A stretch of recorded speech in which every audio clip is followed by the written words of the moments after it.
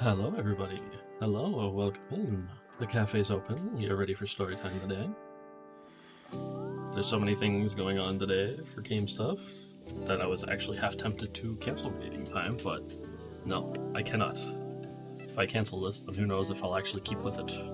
I must push myself through. We must continue with it. But yes, it is comfy bedtime stories. Some of them might not be too comfy, some of them might be a little creepy. But I'm sure you'll all find them comfy with me reading them for you.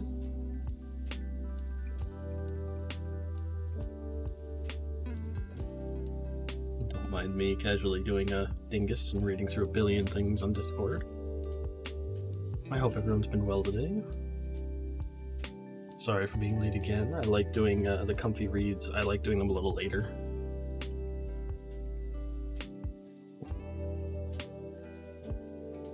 Right now it doesn't start getting dark till within the last 20 minutes, 20-30 minutes. It actually starts getting dark, and that's when I like to be able to read, because it feels like the right atmosphere for it. A whole bunch of people are got all sorts of plans for tomorrow, though. We have an official time for Back 4 Blood. It's going to be at 8 p.m. EST, so it'll be about 9 my time. So yes, if I stream it, it's going to be an extremely late stream for some of you. But it will give me time to do all the other things I have to do tomorrow. I also have a new game. Well, new expansion coming out for a game in a week now. Because next Friday, the stuff for Resident Evil Village comes out. And we will be playing that throughout the day.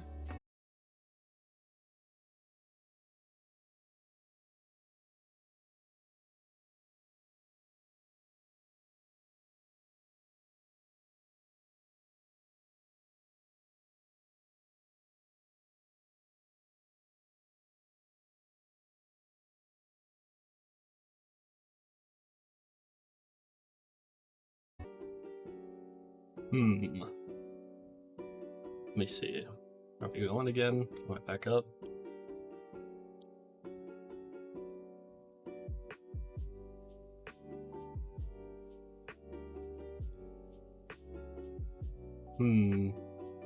I should be good to go again.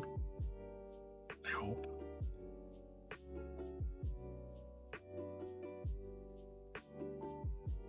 Just kind of literally exploded out of nowhere.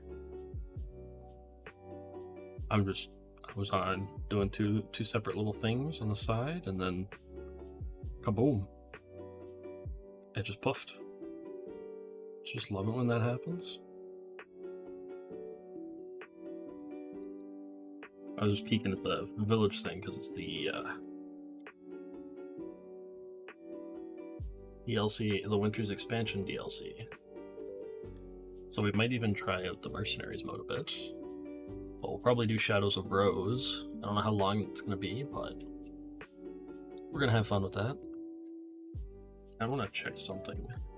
If it exploded, something's...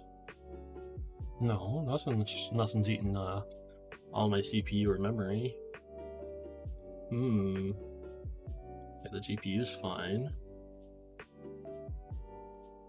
I want to make sure everything's running fine before we start reading.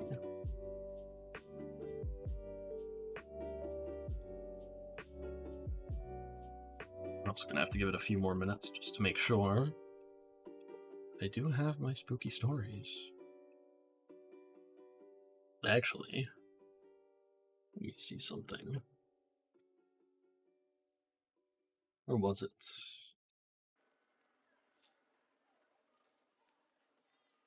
There it is.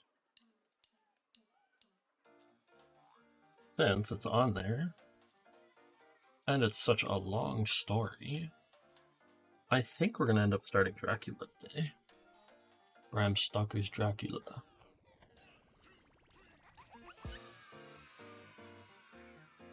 Never actually read it. I've never actually seen... I don't think I've seen the movie either. So we're gonna I'll have to give that a read. I want to make sure everything's like not going to explode and crash. Again, if it does it too many times, then I might have to just take a moment, fiddle through things, and whatnot.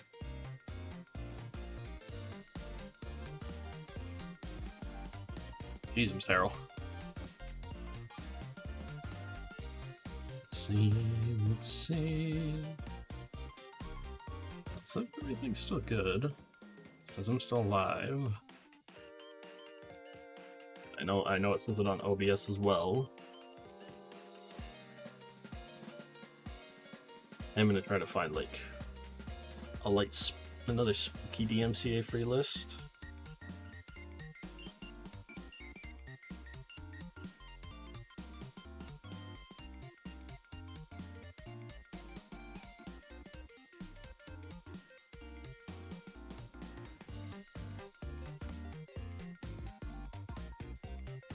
It says it's safe for Twitch in general, but I'm not sure I trust that one.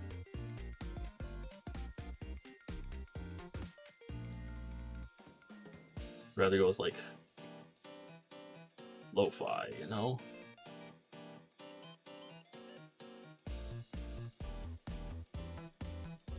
It's only a 2 hour and 5 minute list. I don't know if I want a bunch of 8-bit versions.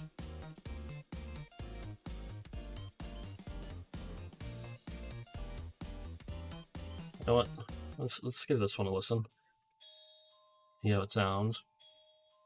I also want to go perfectly with a reading. It's next Friday, unfortunately. Will be the last official spooky one.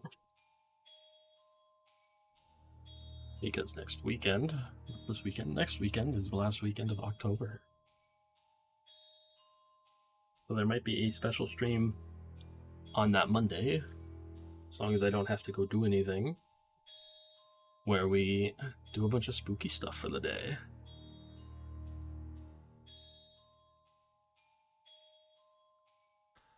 Let's see though. I want to give it until at least the full 10-minute marker, and then we're gonna do more stuff. Just because I am still spooked that things are gonna explode.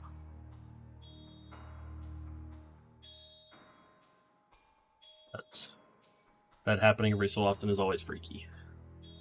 It always freaks me out a little bit. Let's see, we're gonna do Bram Stoker's. Stoker. I think it's Bram Stoker. Dracula. I might read more of the other book I was reading, The Ghost Stories of Antiquary.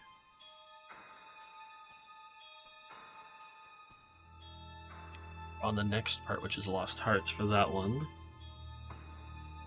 we have a few different ones. And we still have the Little Giant Book of True Ghost Stories. They have a lot more in this than I was expecting. We're only at 88 out of like 300 something. Or 89.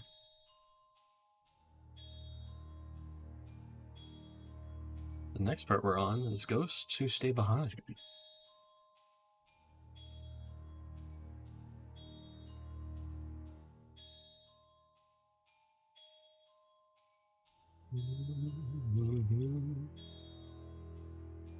I still gotta finish editing up a video too. Don't know, I've just been bleh the last couple days.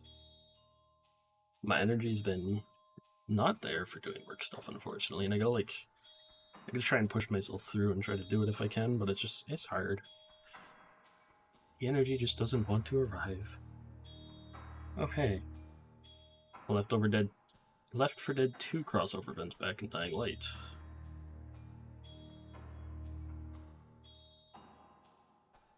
Yeah.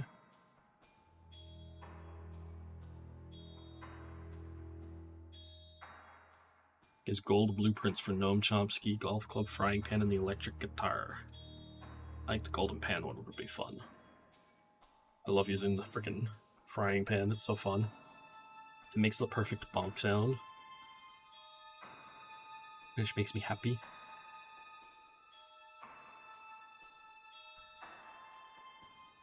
Alright, let's see. I think we're close enough to the 10-minute mark now that I shouldn't have to worry.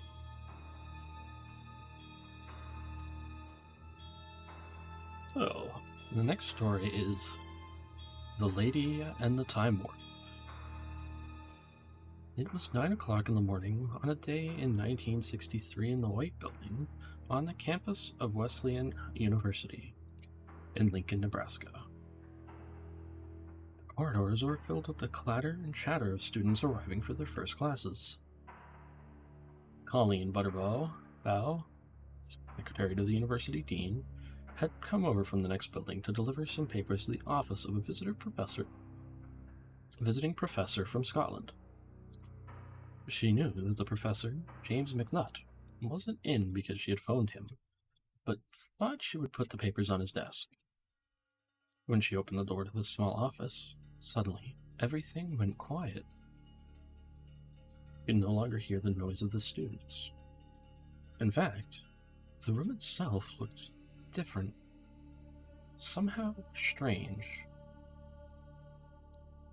Glancing to the right, she saw a tall, young woman with long hair. It was puffed up, Colleen said, like they used to wear before World War I. She was wearing a lacy blouse closed at the neck and long sleeves. A long black skirt hung to her ankles. She was wearing old-time buckle shoes. She was going through a rack of music, apparently looking for something. The room felt cold and clammy. Colleen looked out the window and felt she was in a different period of time. The tall trees were not tall. They were only a few yards high, as though they had been planted only a few years before. Across from the White Building stood the main library of the university. But it was not there now. There was no building there at all. Colleen felt she was seeing things as they must have looked on the campus 50 years before. The woman had her back to me, Colleen said. She was reaching up into one of the shelves with her right hand and standing perfectly still. She wasn't at all aware of my presence. She never moved. She was not transparent, and yet I knew she wasn't real. While I was looking at her, she just faded away. Not parts of her body, one at a time, but her whole body at once. Shaken to the core, Colleen staggered back to the building next door. As her coworkers gathered around to hear her story, an elderly professor said, "Why, that's a dead ringer for Clara Mills, as she looked when she started teaching here." He said that Clara, a professor of music, had begun teaching at the university in 1911, and had died suddenly in her office in 1940. Colleen was shown old faculty photographs, and she recognized the mysterious, ghostly woman in one of them. It was Clara Mills. After Colleen's experience, somebody asked James McNutt, visiting professor from Edinburgh, if he now had any fears about going into his office. "None at all," said Professor McNutt. "I don't see why Scotland should have a corner on all the ghosts." Man, these short stories are like really short. They're still good. Hope everyone's able to be comfy though. I'm almost like done my maple cookies too. I've been like nomming them before stream and like after stream. I gotta stop nomming so much.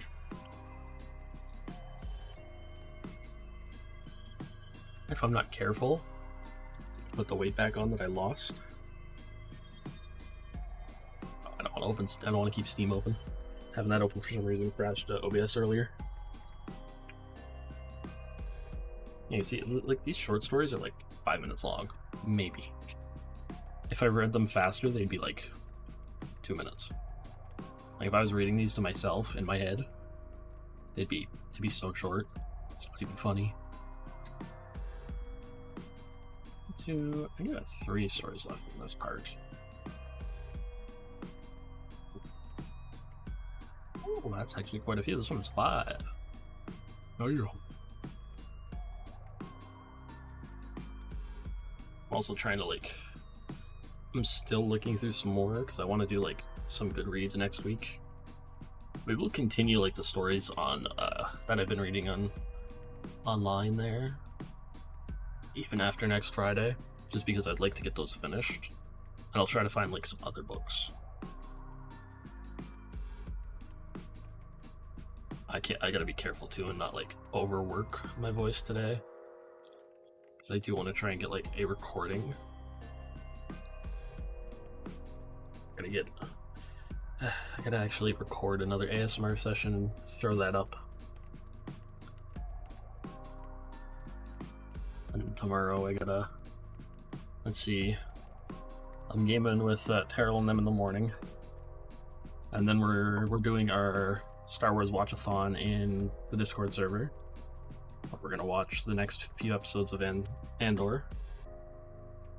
And then after that, I don't know, I've got no plans until the lab in the night. I might attempt to do a few things in the meantime there. Let's see, we're on episode 4.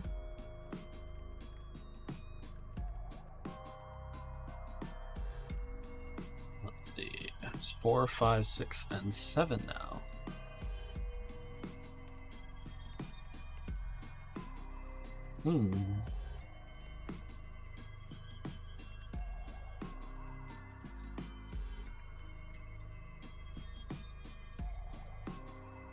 Yeah, we got... That's another, like, almost... just under 4 hours of freaking show to watch.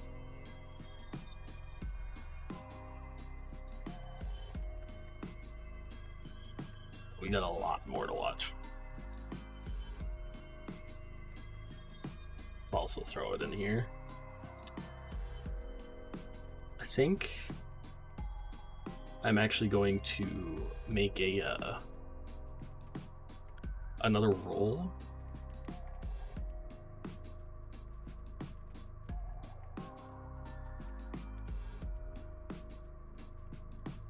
Just for those who want to like watch stuff, because I don't think I did that before, did I? Let me see.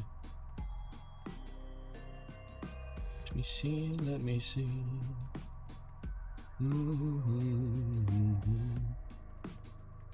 Yeah. If I have one of those, then we can, I can ping people that specifically would like to watch stuff in the Discord server. I just feel bad for those who like want to watch it, but like only have like 2 minutes to pop in and then like have to dip.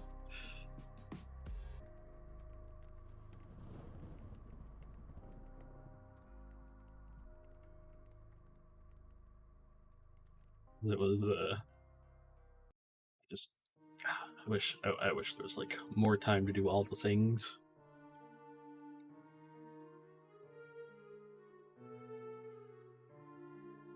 But sadly, there's only so much time in a day. Alright. Next one is... When battles replay themselves.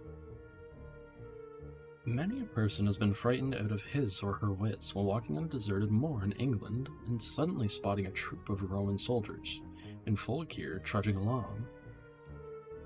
The apparition usually fades quickly, but it's not something a witness is likely to forget. Such sightings are a long-time tradition in England. After all, it was a couple of thousands of years ago that the Romans were occupying the British Isles. Their apparitions seem to have been there ever since. These specters are sometimes called place memories. Somehow, a scene has been impressed in the atmosphere and can be viewed at times. It is similar to a picture on a TV screen, for the ghosts never speak to or even look at the witnesses. They are not actually the spirits of these long-dead men. They're just images that can occasionally be seen by living people. They are not aware of any earthly surroundings. One of the most famous of these place memories was observed by hundreds of people in 1642 in Warwickshire.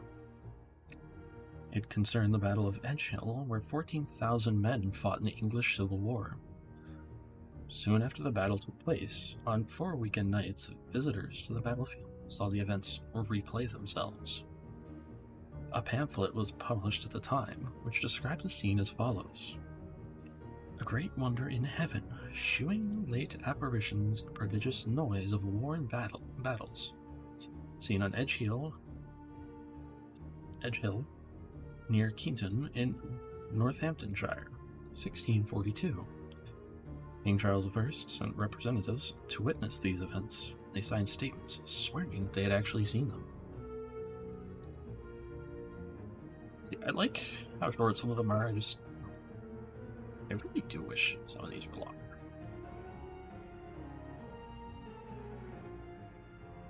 That's why, like, I take like a second to stop reading the short stories and I sit here and we chat for a second.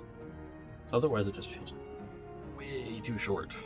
I could just keep reading, but it's probably a good idea to do, because then we'd be done this. And let's keep going. Next one is a hitchhiking ghost.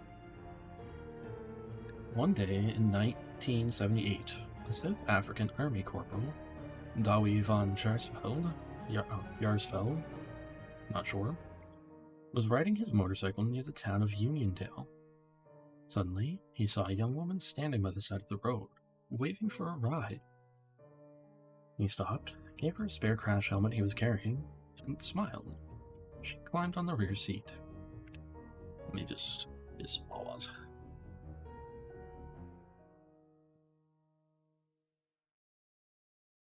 Keep our vocal cords well lubricated. After a few miles, Dawie felt a bumping sensation. He looked back and he no longer had a passenger. The spare helmet was strapped to the bike. Dawie braked his motorcycle to a screeching halt. The area was treeless, and there were no houses nearby. There was no cover for a person to hide, and he could see no one lying back on the road. The area was deserted. Shaken, Dawie stopped at the first place he saw a small restaurant. There were no customers, but an elderly man stood behind the counter. Dawie stammered out his story of the disappearing young woman. The old man nodded, reached behind the counter and pulled out a small photograph, which he held towards the young man. Did she look like this? He asked. Dawie nodded his head. Yes, he said. That is her. That girl's name is Maria Charlotte Rue, the old man said. A lot of people have seen her on the road, even driven her rides in cars. She sits in the back seat and then disappears. She used to live around here. She was killed in a car crash right down the road. That was 10 years ago.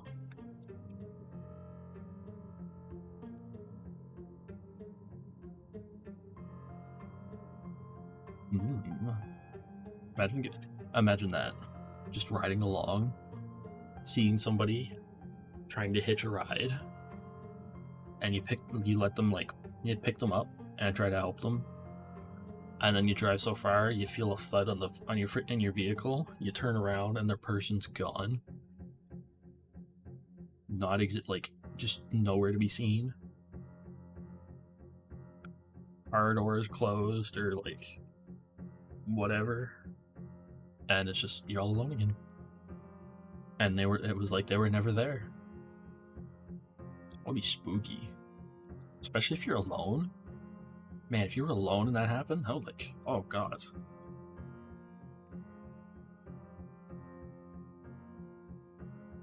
Alright, next story is the hotel clerk who won't quit. You take a job at the Kennebunk Inn in Kennebuck, Maine. You've got to be ready to contend with a ghost. And it seems to be a ghost who doesn't know he's dead. I want to try to get my posture correct so I can read better. You're a bartender. You've got to be ready to dodge mugs that fly off the shelves behind the bar. You've got to take it in stride. If glasses shatter when nobody is near them. If you're a waitress or waiter, you might have a full tray of dinners knocked out of your hand. Or you might set up a table and come back a moment later to find a mess. The tablecloth on the floor, silverware scattered, chairs knocked over, and nobody visible would have been in the room but yourself.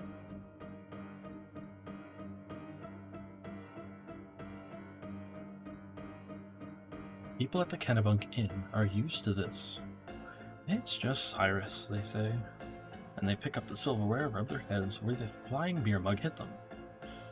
When Arthur and Angela LeBlanc bought the inn, they made a number of renovations. As we've seen before, this tends to stir up spirits who don't like things to change.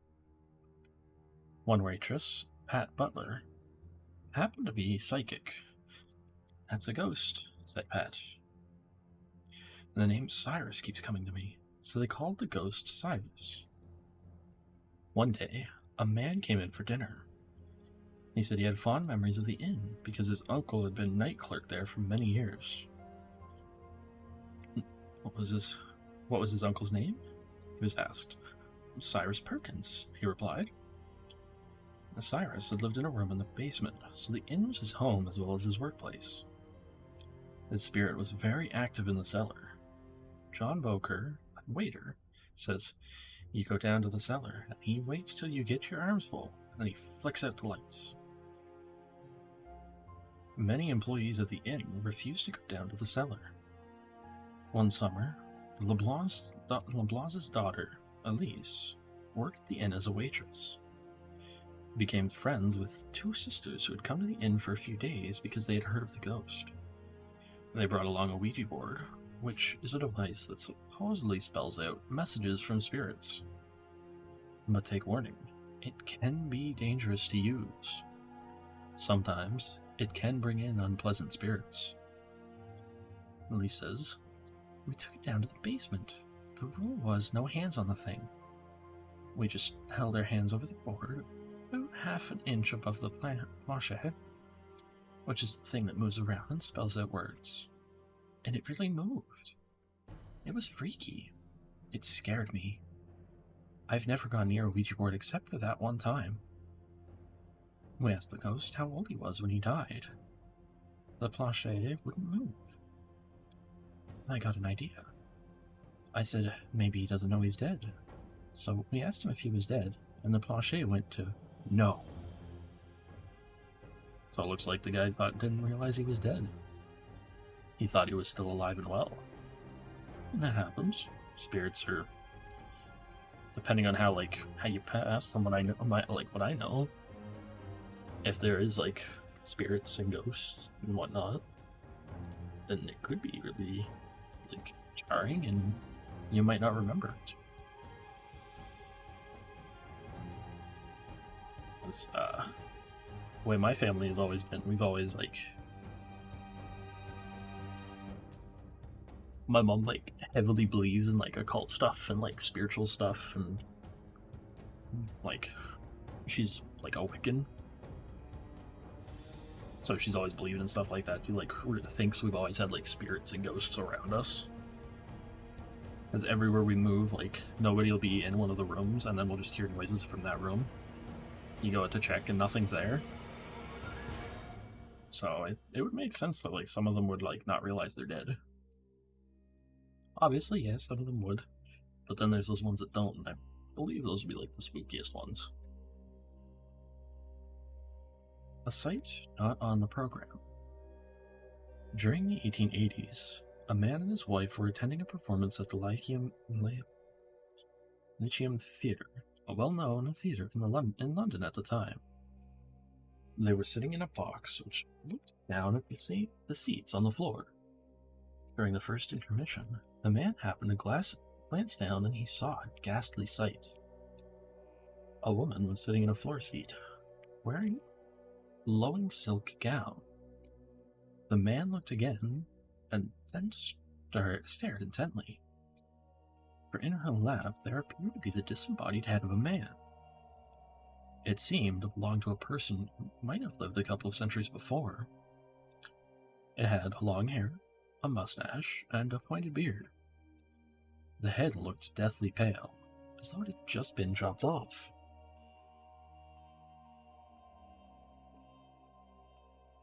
The shaken witness pointed out the sight to his wife. Yes, she could see it too. The lights were just going down for the second act of the play. Even though the couple were fearful, they were even more curious. They left their box and went down to the floor to see if they could get closer to the woman. They were able to get close enough to see that the grisly object now seemed to be covered by a silk wrap in the woman's lap. They went back to their box. At the end of the play, they tried to speak to the woman, but they missed her in the exiting crowd. However, a sight such as this, especially the features of the head, remained fixed in their memories. The man was a dealer in paintings. Some years later, he had occasion to travel to Yorkshire to evaluate some pictures. While in a stockroom, he unwrapped one particular painting and gasped, for it was a portrait of the man whose head he had seen in the lady's lap all those years before. Making inquiries, he found that the portrait was of a member of the family of the Earl of Essex. The Essex family had once owned the ground on which the Lyceum Theatre had later been built.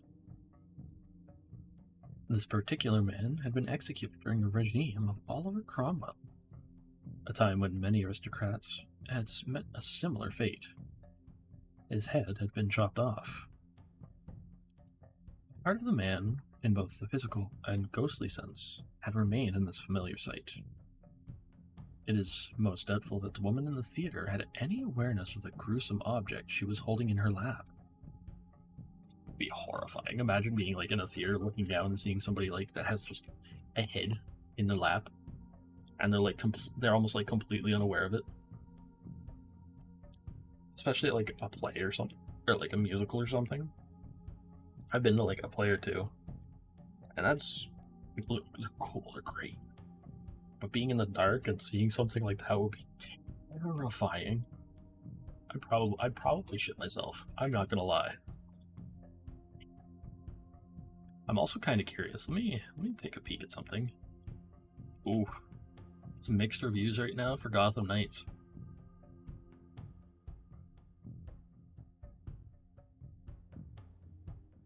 See, people can't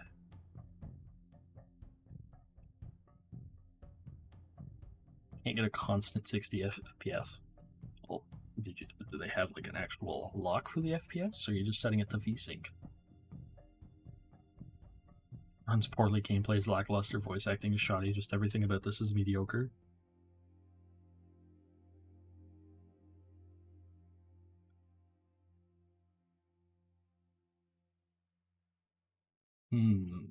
What's the Visionary pack? Let me see. An exclusive Night Watch by Jim Lee Transmog, Beyond Suit style inspired by Batman Beyond Universe. Salvaged build gear, boosted gear, exclusive emote, 3 exclusive suit colorways, Ultra Zur and R, Chroma Frost, and Tribute Asylum. So I do want to play this. Gotham Knights. It seems like something I would personally enjoy.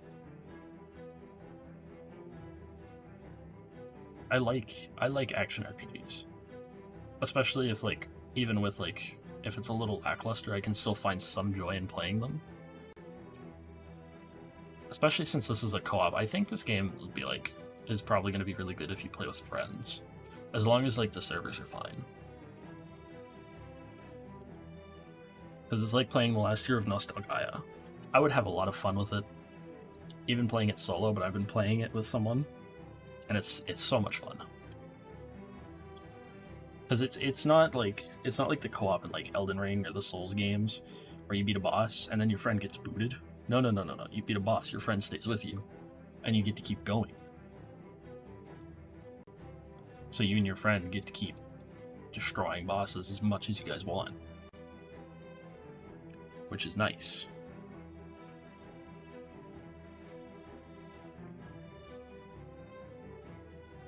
It's co-op games are great. I love being able to play a game, a good game with a friend. It's just always hard to find like people to play that specific, like certain specific games with.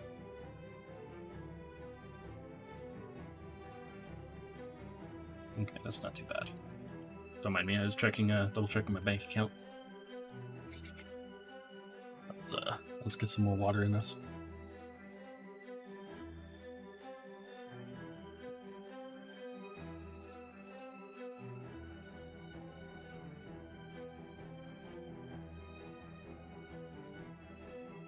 I still want to like try. I still gotta like I said, I'm still gonna go through and find like a whole bunch more stories to read, but I want to find like more comfy ones. And maybe what we'll do is every other Friday I'll read something like that I technically shouldn't read on stream because I could get in potential trouble. Like I might read like the Harry Potter books or something, or even like would I get in trouble for Lord of the Rings? I think I would. Let me see.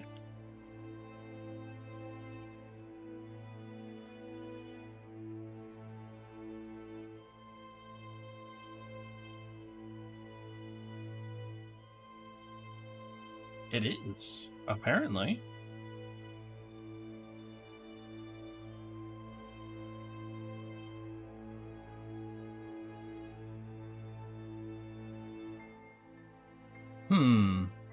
Some people are saying that, so it'll be 2032 for certain things.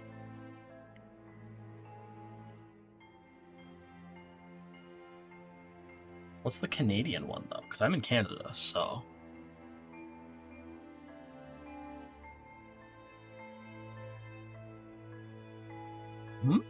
Actually, for the way it works in Canada up here, apparently it's at 50 years after.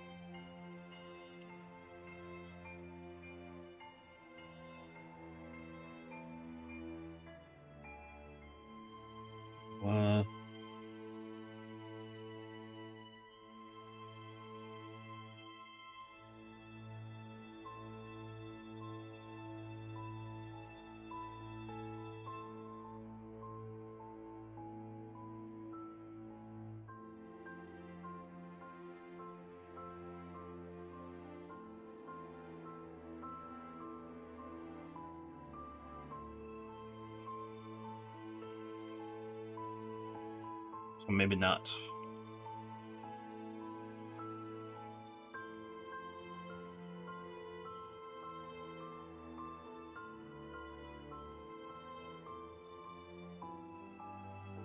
Otherwise, if it's the joint one for the Silmarillion, that wouldn't be until 2093. Or his son, Christopher Tolkien.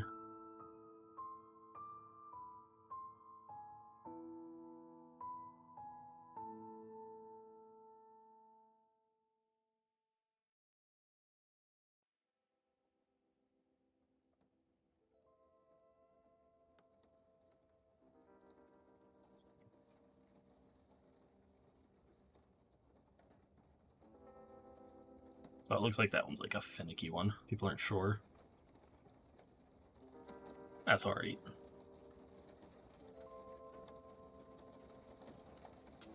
Okay. So now we're getting back into Ghost Stories of Antiquary, because we're on the next part of it. We had just read, last time we read Canon Elberic's scrapbook.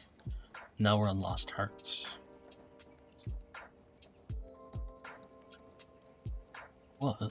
So Lost Hearts is the next part. Man, I wish like my chair wasn't busted like it is, because I can't lean back properly. I'd like sit up straight with it.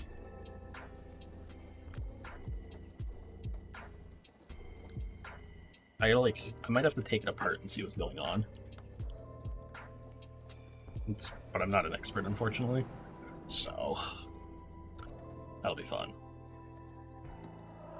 It was, as far as I can ascertain, in September of the year 1811, that a post-chaise drew up before the door of Aswarby Hall, in the heart of Lincolnshire. The little boy, who was the only passenger in the chaise, and who jumped out as soon as it had stopped, looked about him with the keenest curiosity during the short interval that elapsed between the ringing of the bell and the opening of the hall door. He saw a tall, square, red brick house built in the reign of Anne.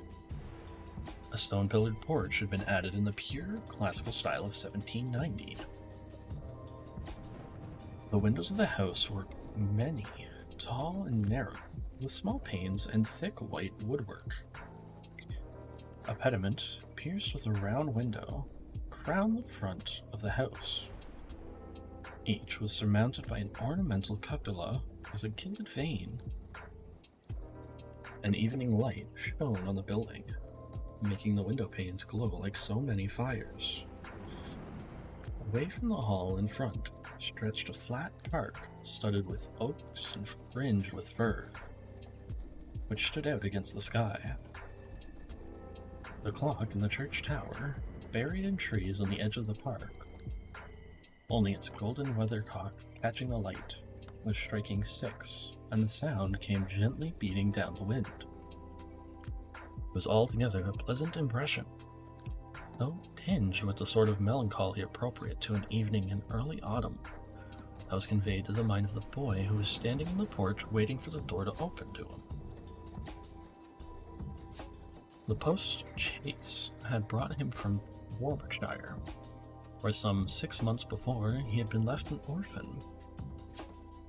Now, owing to the generous offer of his elderly cousin, Mr. Abney, he had come to live at Aswarby. The offer was unexpected, because all who knew anything of Mr. Abney looked upon him as a somewhat austere recluse, into whose steady-going household the advent of a small boy would import a new, and, it seemed, incongruous element. The truth is that very little was known of Mr. Abney's pursuits or temper. Professor of Greek at Cambridge had been heard to say that no one knew more of the religious beliefs of the later pagans than did the owner of Aswarby.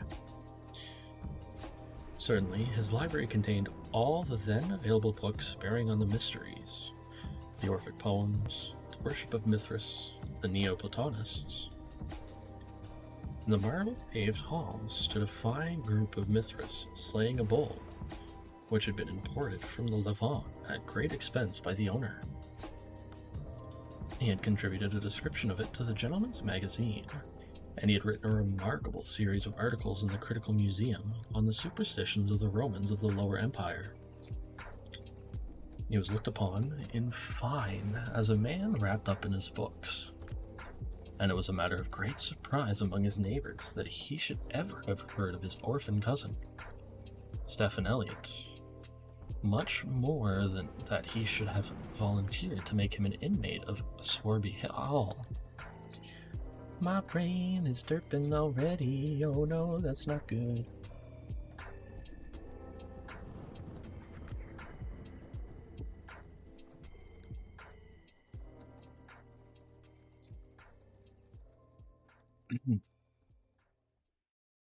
Whatever may have been expected by his neighbors, it is certain that Mr. Abney, the tall, the thin, the austere, seemed inclined to give his young cousin a kindly reception.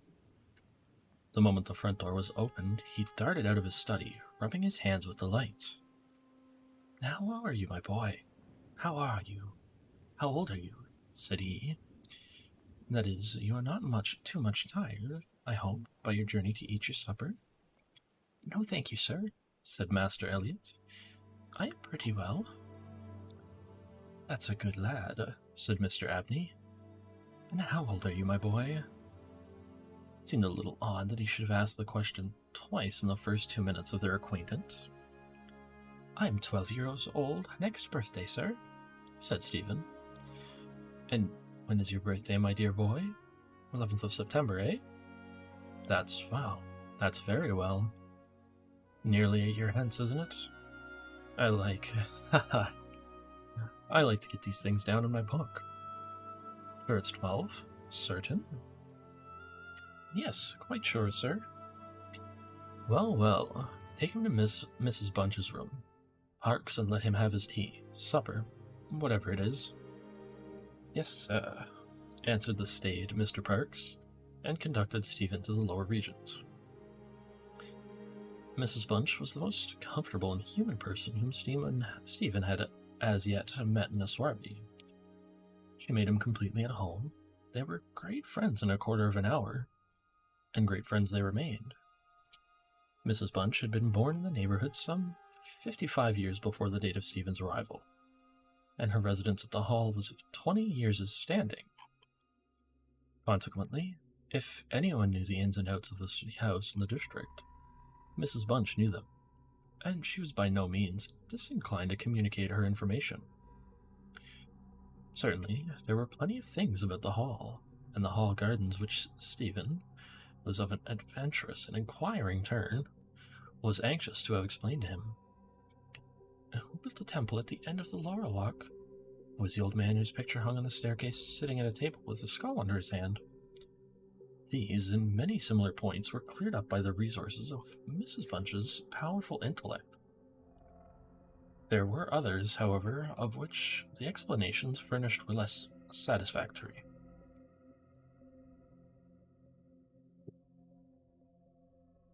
One November evening, Stephen was sitting by the fire in the housekeeper's room, reflecting on his surroundings. "Is Mr. Abney a good man, and will he go to heaven?" he suddenly asked, with the peculiar confidence which children possess in the ability of their elders to settle these questions, the decision of which is believed to be reserved for other tribunals. "God bless the child," said Mrs. Bunch. "Masters is as kind a soul as ever I see. Didn't I never tell you of the little boy as he took in out of the street, as you may say, this 7 years back? And the little girl 2 years after I first come here?" "No, you tell me all about them, Mrs. Bunch. Now, this minute." "Well," said Mrs. Bunch, "the little girl I don't seem to recollect so much about. I know Master brought her back with him from his walk one day, and gave orders to Mrs. Ellis, as was housekeeper then, as she should be took every care with, and the poor child had no one belonging to her. Told me so her own self, and here she lived with us a matter of 3 weeks it might be, and then whether she were something of a gypsy in her blood or whatnot, but one morning she out of her bed afore any of us had opened an eye, the track nor yet trace of her have I set eyes on since. The master was wonderful put about, and all the ponds dragged, but it's my belief she was had away by them gypsies. There was singing round the house for as much as an hour the night we went, and Mark, he declare, as he heard them a-calling in the woods all that afternoon. Dear, a hot child she was, so silent in her ways and all. But I was wonderful taken up with her, so domesticated she was. Surprising." "And what about the little boy?" said Stephen. "That poor boy," sighed Mrs. Bunch. "He was a foreigner, Jevony he called himself, and he come a-tweaking his hurdy-gurdy round and about the drive one winter day, and master had him in that minute, and asked all about where he came from and how old he was, and how he made his way, and where was his relatives, and all as kind as a heart could wish.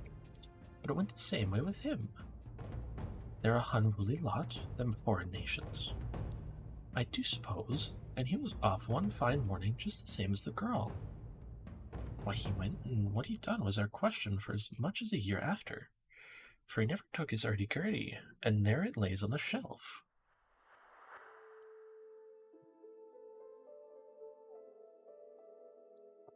The remainder of the evening was spent by Stephen in miscellaneous cross-examination of Mrs. Bunch and in efforts to extract a tune from the hurdy-gurdy.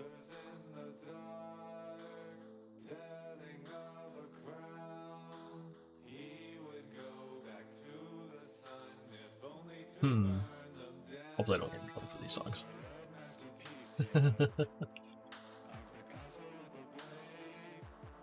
That night he had a curious dream. The end of the passage at the top of the house, in which his bedroom was situated, there was an old, disused bathroom. It was kept locked, but the upper half of the door was glazed, and since the muslin curtains which used to hang there had long been gone, you could look in and see the lead-lined bath affixed to the wall on the right hand, with its head towards the window.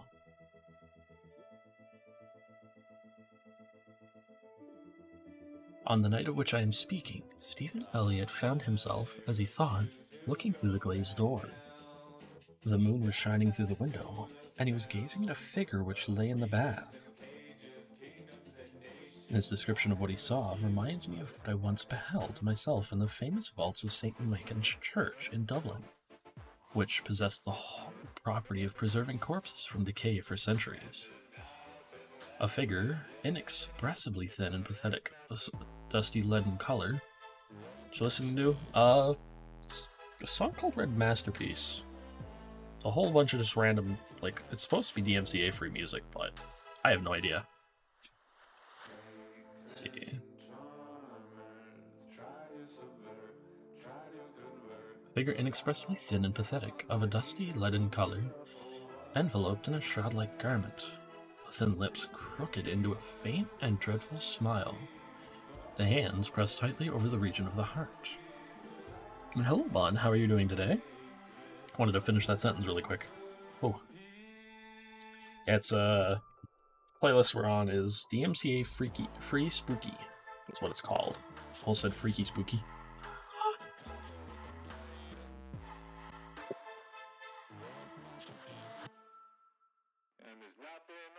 Oh, that's good. No, I'm glad it helps you sleep. I'm doing good. OBS did crash, like, at the start of stream, so technically I'm an hour into stream right now. But it exploded at, like, just before I got started reading. I also actually was, like, I'm not gonna lie, I was half tempted not to stream ASMR reading. But I was tempted to stream Persona 5 Royal because that just dropped on PC today. And it's on Game Pass, so I didn't have to buy it. But I decided against it because I was like, I gotta make sure I stick with the reading. Once a week we read. That's why I'm thinking maybe I might switch it to a day that's like less likely for things to come in, but you never know. Friday's kind of fun to do it on.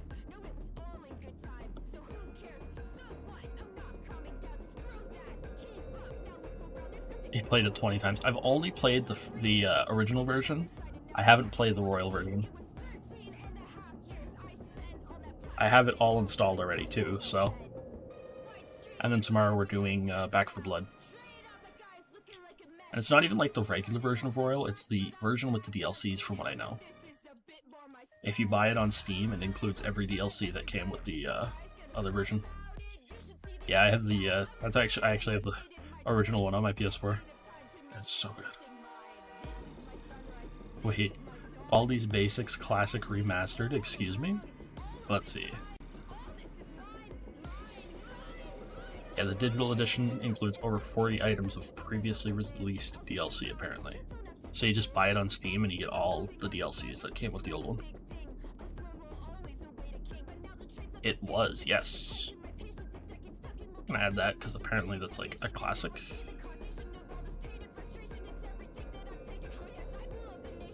Parody horror game, oh god.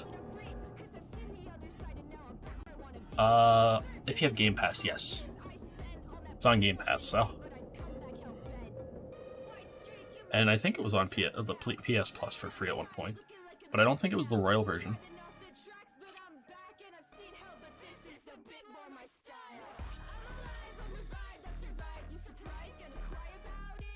That's a good one. I haven't, like, played through all of it, but I do have it on Steam.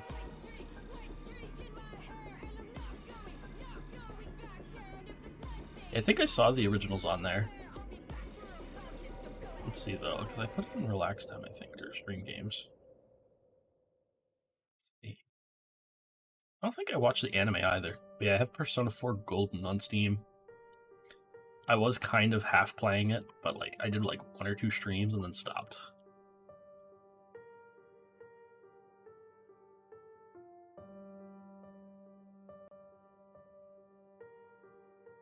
Royal should get an anime because Golden got an anime. Persona 5 actually did get an anime. They just haven't continued it. Not sure if you knew that. Let me see. It's because I know it's on Crunchyroll. I watched it on there.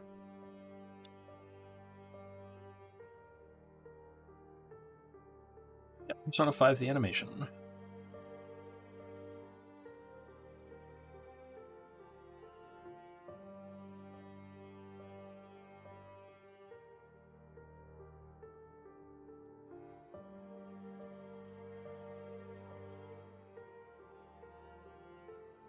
See.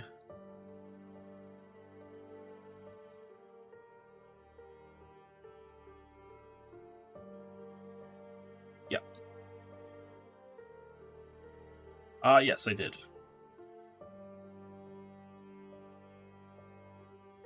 Yeah, I'm also wondering what's going on with the anime for it.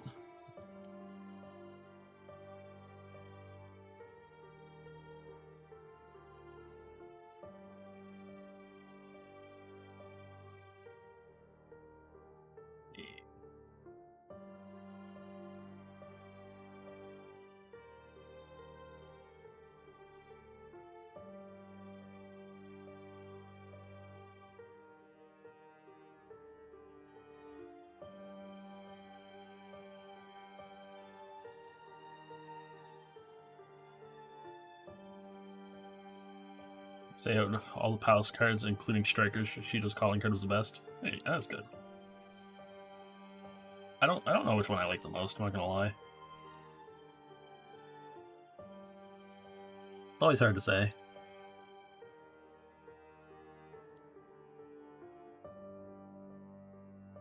She knows. Plus, it's been like 2 or 3 years since I played it. It's been a while. It's been a while since I played the original one. I beat it once, and then I was like going to play through it again because I wanted to see a different romance option. But I never finished it. That's understandable. Alright, back to the story though, for a second. His description of what he saw reminds me of what I once beheld myself in the famous vaults of St. Michan's Church in Dublin. Wait.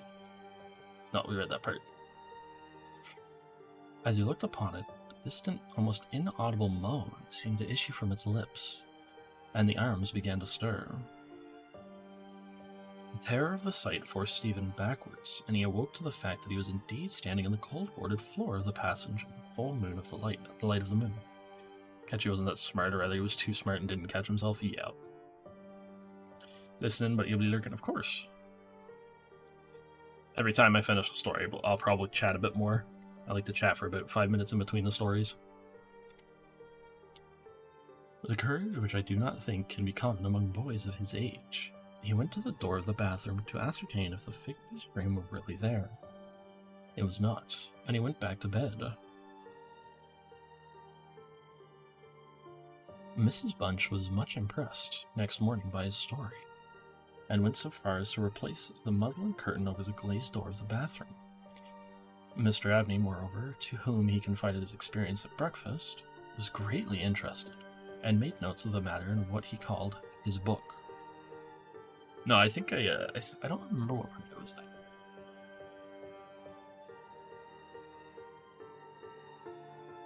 I really don't. So I was trying to do like my second playthrough to like get another romance option, but eh.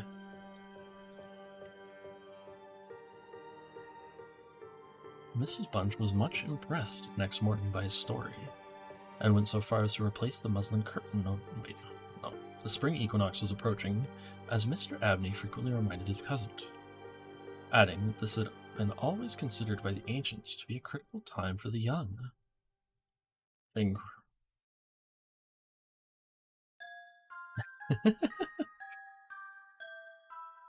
Watching me read feels like I'm staring into your soul with my eyes, of course. And the mouth moving. I know the slime model's like, it's very unmoving.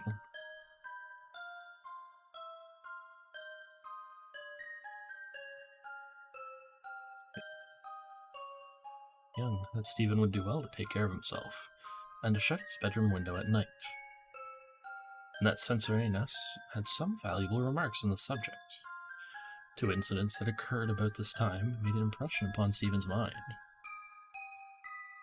The first was after an unusually uneasy and oppressed night that he had passed. Though he could not recall any particular dream that he had had. The following evenings, Mrs. Bunch was occupying herself in mending in his nightgown. "Gracious me, Master Stephen," she broke forth rather irritably. "How do you manage to tear your nightdress all to flinders this way? Look here, sir. Trouble you to give the poor servants that have to darn and mend after you." Little ant on my screen. Yeah, no, off stream too, I've been playing, like, I mentioned it last night, I've been playing Brotherhood again. Because I've been doing the Assassin's Creed games.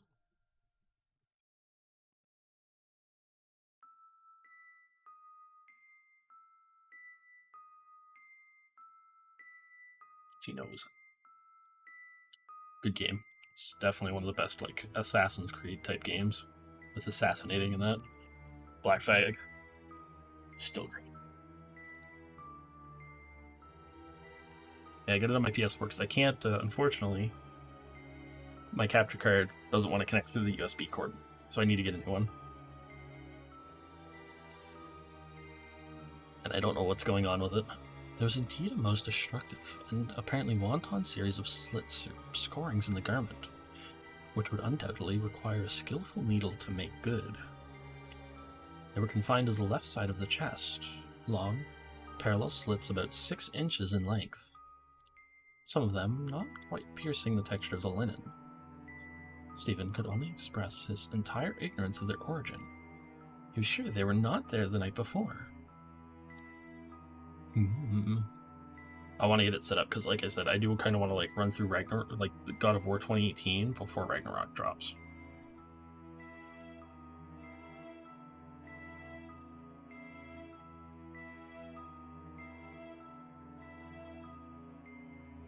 Yeah. Excuse me. But, he said, yes. I don't own the game on PC though, unfortunately. Mrs. Bunch, they're just the same as the scratches on the outside of my bedroom door. And I'm sure I never had anything to do with making them. Mrs. Bunch gazed at him open-mouthed, then snatched up a candle, departed hastily from the room, and was heard making her way upstairs. In a few minutes, she came down. Yeah, because God of War 2018 is on Steam, actually. But I have it on PS4, so I bought it, like, forever ago and beat it.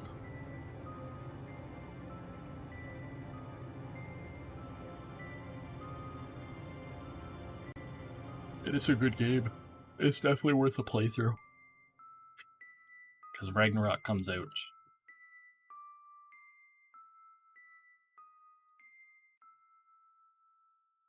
November 9th, I believe it was.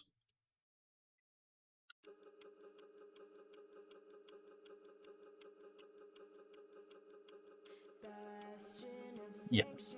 I think because they gave it away for free at one point on PlayStation Plus.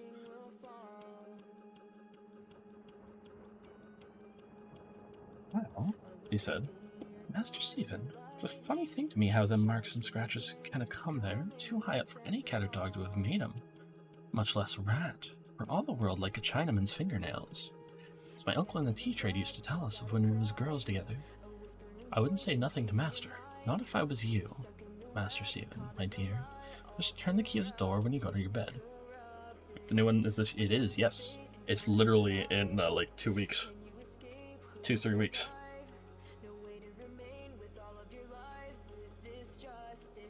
God of War Ragnarok. November 9th. So this November.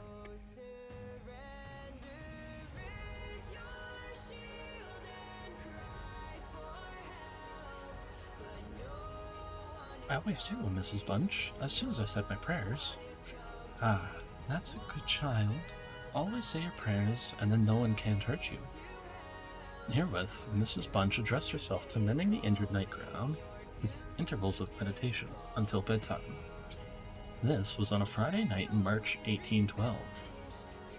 But yeah, it drops in 3 weeks. just under 3 weeks.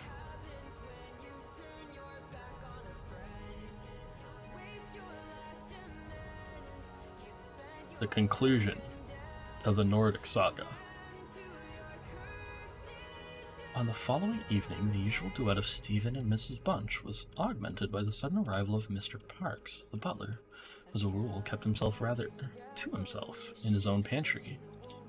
He did not see that Stephen was there. He was more flustered and less slow of speech than was his wont. "Master may get up his own wine, if he likes, of an evening," was his first remark. "Either I do it in the daytime or not at all, Mrs. Bunch. I don't know what it may be, very like it's the rats or the wind got into the cellars. I'm not so young as I was, and I can't go through with it as I have done." "Well, Mr. Parks, you know it's a surprising place for rats is the hall." "I'm not denying that, Mrs. Bunch, and to be sure, many a time I've heard the tale from the men in the shipyards about the rat that could speak. I never laid no confidence in that before, but tonight, if I deemed myself to lay my ear to the door of the further bin, I could pretty much have heard what they were saying." "Oh, there, Mr. Parks, I have no patience with your fancies. Rats talking in the wine cellar, indeed." "Well, Mrs. Bunch, I've no wish to argue with you. All I say is if you choose to go to the far bin and lay your ear to the door, you may prove my words this minute." "What nonsense you do talk, Mr. Parks. Not fit for children to listen to. Why, you'll be frightening Master Stephen there out of his wits." "What, Master Stephen?" said Parks, awaking to the consciousness of the boy's presence. "Master Stephen knows well enough when I'm playing a joke with you, Mrs. Bunch." In fact, Master Stephen knew much too well to suppose that Mr. Parks had in the first instance intended a joke. He was interested, not altogether pleasantly, in the situation, but all his questions were unsuccessful in inducing the butler to give any more detailed account of his experiences in the wine cellar.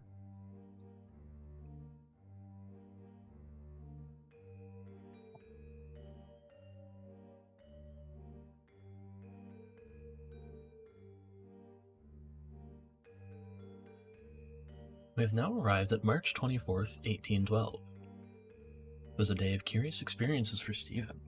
A windy, noisy day, which filled the house and the gardens with a restless impression. As Stephen stood by the fence of the grounds and looked out into the park, he felt as if an endless procession of unseen people were sweeping past him on the wind, borne on restlessly and aimlessly, vainly striving to stop themselves, to catch at something that might arrest their flight and bring them once again into contact with the living world of which they had formed a part. After luncheon that day, Mr. Abney said, "Stephen, my boy, do you think you could manage to come to me tonight as late as 11 o'clock in my study? I shall be busy until that time, and I wish to show you something connected with your future life, which it is most important that you should know. You are not to mention this matter to Mrs. Bunch, nor to anyone else in the house, and you had better go to your room at the usual time."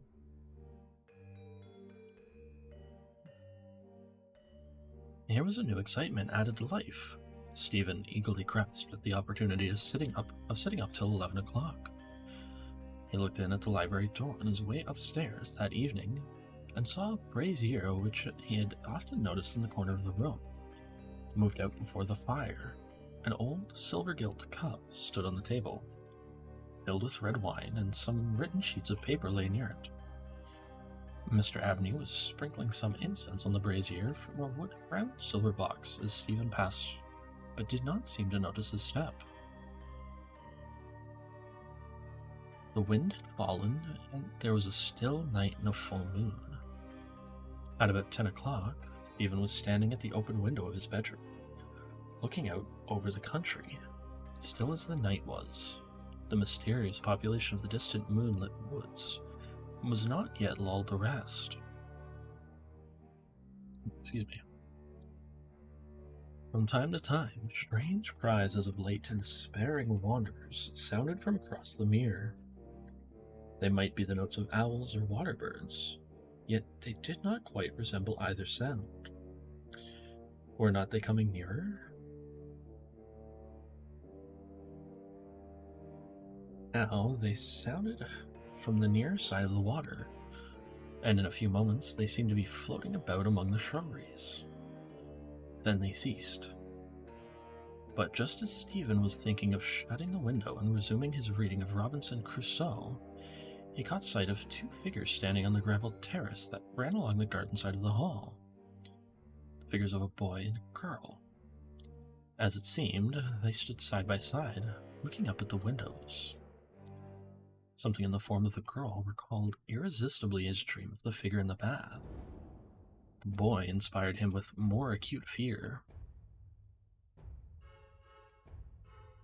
Whilst the girl stood still, half smiling with her hands clasped over her heart. The boy, a thin shape with black hair and ragged clothing, raising his arms in the air with an appearance of menace and of unappeasable hunger and longing. The moon shone upon his almost transparent hands, and Stephen saw that the nails were fearfully long, and that the light shone through them. As he stood with his arms thus raised, he disclosed a terrifying spectacle. On the left side of his chest there opened a black and gaping rent, and there fell upon Stephen's brain, rather than upon his ear, the impression of one of those hungry and desolate cries that he had heard resounding over the woods of Aswarby all that evening. In another moment, this dreadful pair had moved swiftly and noiselessly over the dry gravel, and he saw them no more.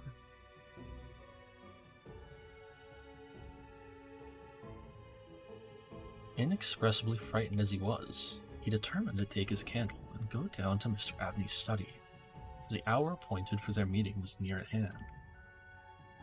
The study, or library, opened out of the front hall on one side, and Stephen, urged on by his terrors, did not take long in getting there.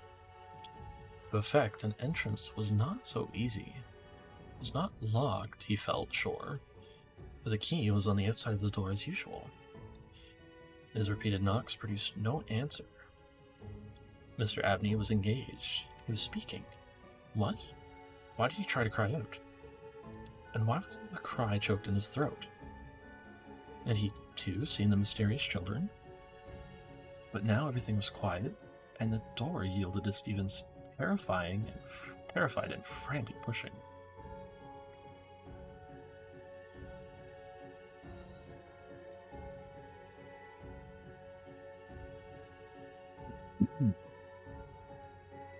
On the table in Mr. Abney's study, certain papers were found which explained the situation to Stephen Elliott, when he was of an age to understand them.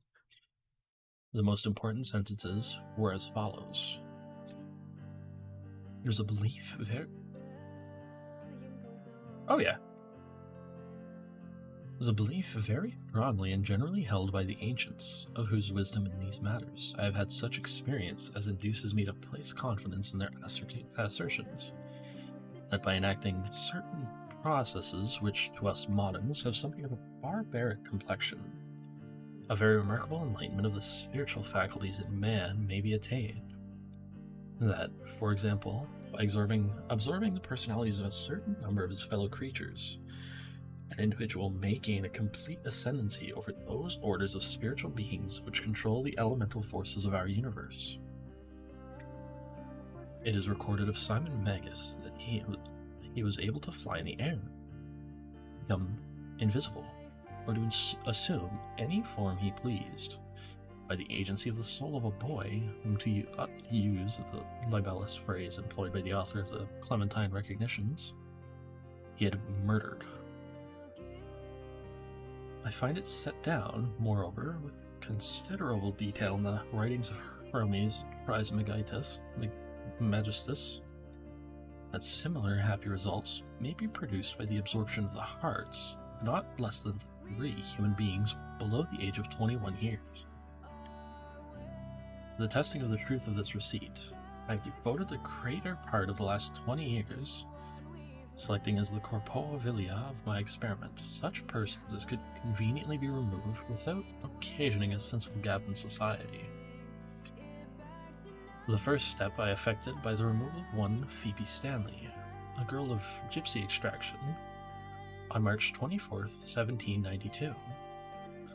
Second, by the removal of a wandering Italian lad named Giovanni Paoli on the night of March 23rd, 1805. Final victim, to employ a word repugnant in the highest degree to my feelings, must be my cousin, Stephen Elliott. His day must be this March 24th, 1812. The best means of effecting the required absorption is to remove the heart from the living subject, to reduce it to ashes, and to mingle them with about a pint of some red wine, preferably port. The remains of the first two subjects, at least, will be well to conceal. A disused bathroom or wine cellar will be found convenient for such a purpose. Some annoyance may be experienced from the psychic portion of the subjects, which popular language dignifies with the name of ghosts. The man of philosophic temperament, to whom alone the experiment is appropriate, will be little prone to attach importance to the feeble efforts of these beings to wreak their vengeance on him.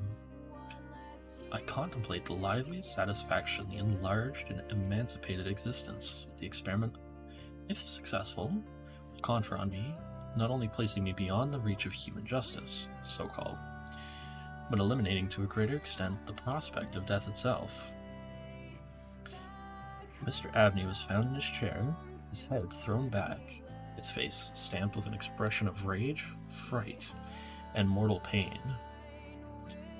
In his left side was a terrible lacerated wound exposing the heart. There was no blood on his hands, and a long knife that lay on the table was perfectly clean. A savage wild cat might have inflicted the injuries. The window of the study was open. It was the opinion of the coroner that Mr. Abney had met his death by the agency of some wild creature. But Stephen Elliott's study of the paper, as I have quoted, led him to a very different conclusion.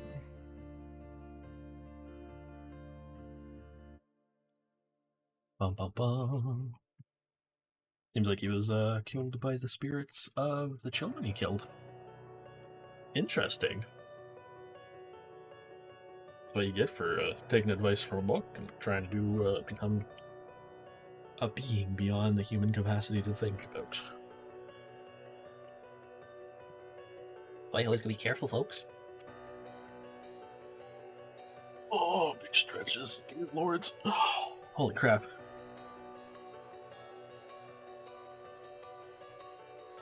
Ugh. Much better.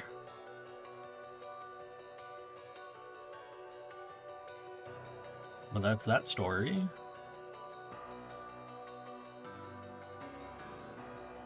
Now my nose is itchy. Because of course it is.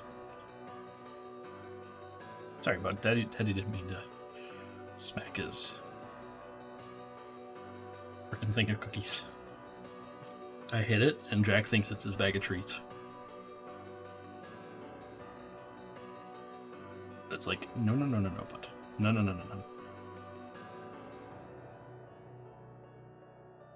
It's not your bag of tweets.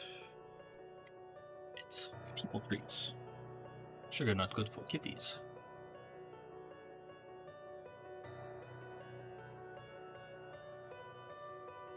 Oh, God. Yeah, imagine that. I'm getting killed by the spirits of children.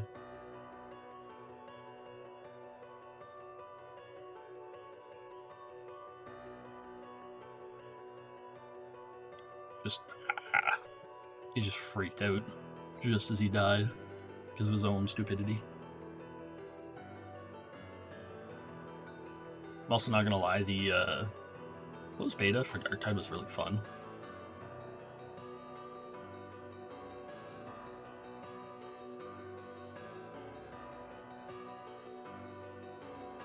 Oh, that's better. I'm also going to attempt over the next couple days to set up my my base stations up on the like walls, and once that's done, I'll actually be able to do VR stuff again. VR chat might be a little bit harder, but I'll figure something out for that, so I can still do full body. But I found some like nails and stuff, so I can hang up the base stations on the walls, and then VR games will be back on the table. Because I want to do like so many other different games. Because Blade and Sorcery's gotten quite a few updates.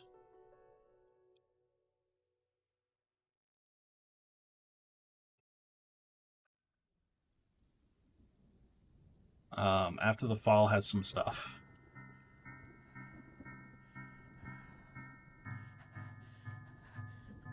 People say like I'm like really good at certain things with the VR games, but the reason why like I try to be good is because I'm always standing and like trying to move is what I was doing at my old place.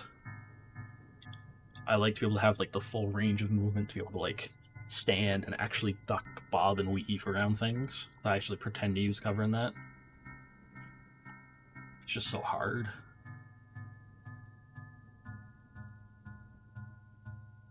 In a small space like this.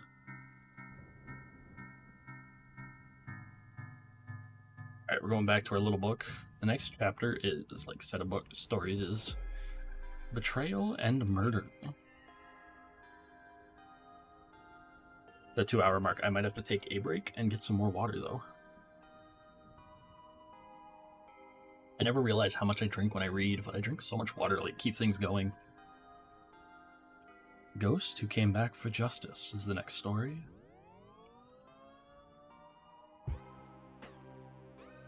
Sometimes a ghost will stay in our physical world to see that justice is done, that its good name is cleared. Richard Tarwell was such a ghost. Tarwell, a 14-year-old boy, worked in the kitchen of a large country house in England in the year of 1730.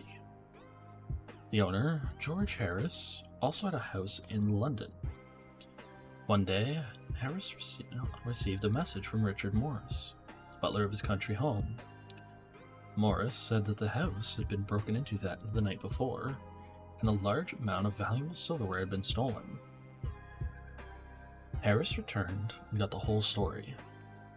Morris said he had been awakened in the night by a noise. He hurried to the butler's pantry, where the silverware was kept, and was confronted by 2 rough-looking thieves. With them, the butler said, was the young boy Tarwell, who had appeared and let them in. Butler Morris said that the men had overpowered him and tied him up. Then, they and the boy removed all the silver and left for parts unknown. Morris had been found by his fellow servants the next morning, none the worse for wear. Some months later, George Harris awoke to see a young boy standing by his bed. He realized it was Tarwell. He presumed the boy had been hiding in the house since the robbery. The boy said nothing, just beckoned. As the lad moved, making no sound at all, Harris realized he was seeing a ghost. He followed the boy out of the house to a large oak tree. The ghost pointed to the ground and then disappeared. The next morning, Harris had workmen dig where the ghost had pointed. They found the body of Richard Tarwell. Police were called and they interrogated the butler, who confessed. He was part of the robbery plot, having let the thieves in himself. While they were taking the silverware, the boy Tarwell had heard a noise and investigated. One of the robbers struck the boy and killed him. To cover the crime, they buried Tarwell and tied up their accomplice, the butler, to hide his participation in the robbery. Even though he was now a ghost, Tarwell was not going to let the butler get away with his death and the ruin of his reputation. He was successful. The butler was hanged for the crime. Imagine that. You're trying to rob a place and like get some money out of it because you don't make enough from being a butler. And instead you get like a young boy killed. And then the boy's ghost gets you killed because you're a horrible person. That's some of the stuff like playing games like Skyrim that you'd like expect to have happen to you if you're not careful.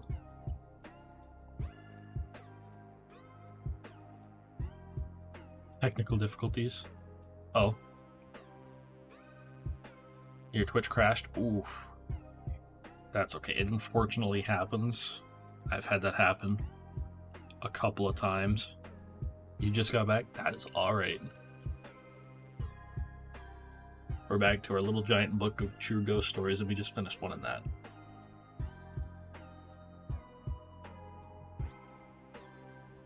Excuse me.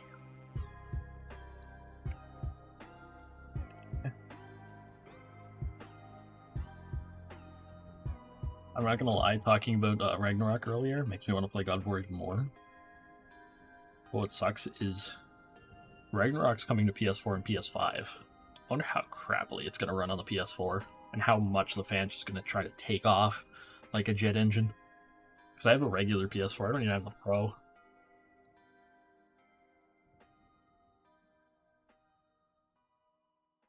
It's also funny because games are being like still supported for the PS4, but the Xbox One has been kind of like left in the dust. Kratos is stronger than... I don't know. Godzilla is ginormous. But then again, Kratos has flat titans. Maybe. With his raid going, maybe. You love Ghost? Ghost good. Ghost Story's fun. Just Spooky Month is almost over.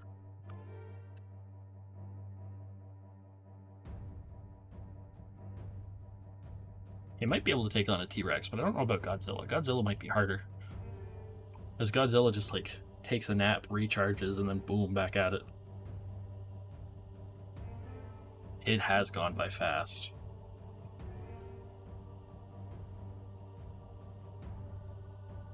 Been going by very fast.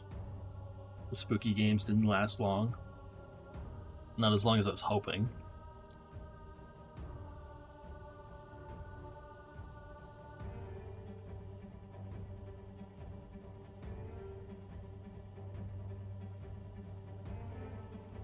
Let's see.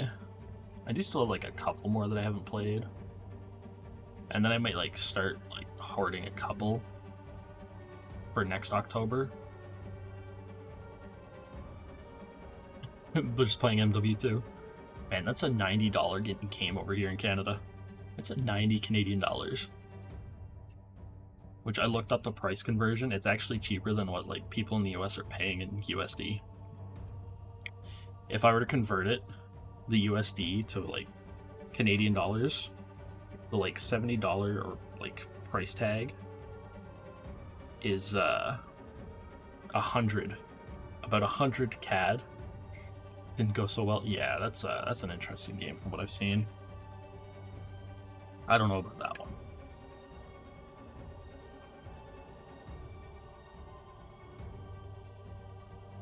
No biggie. I don't even know how much I'd play of it, I'm not gonna lie. Oh. Because of OBS crashing earlier, it like had a weird wonky thing going on.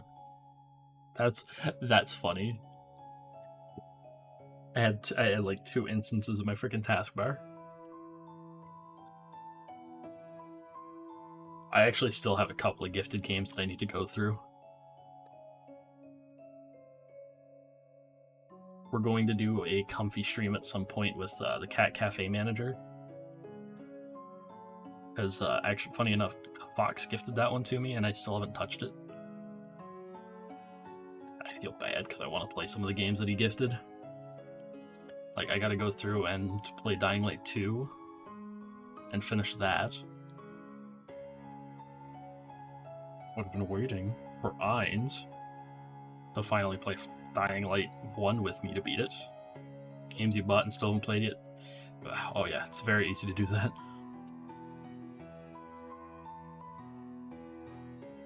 Very easy. Don't know how many games I've done that to.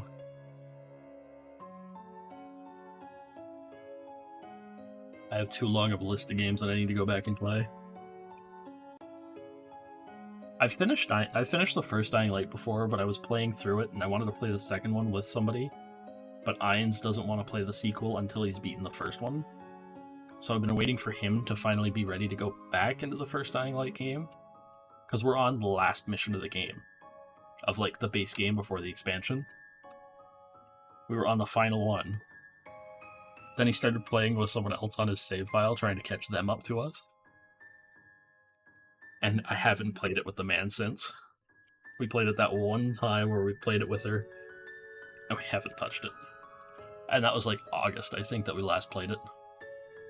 Of course, I went back, played it, and got a bunch of levels. I actually feel that. Like, you buy a game, you play it for like you even potentially play it for like 2 seconds, and then it's just gone. That's what I did with Ancestors. I haven't played that since March.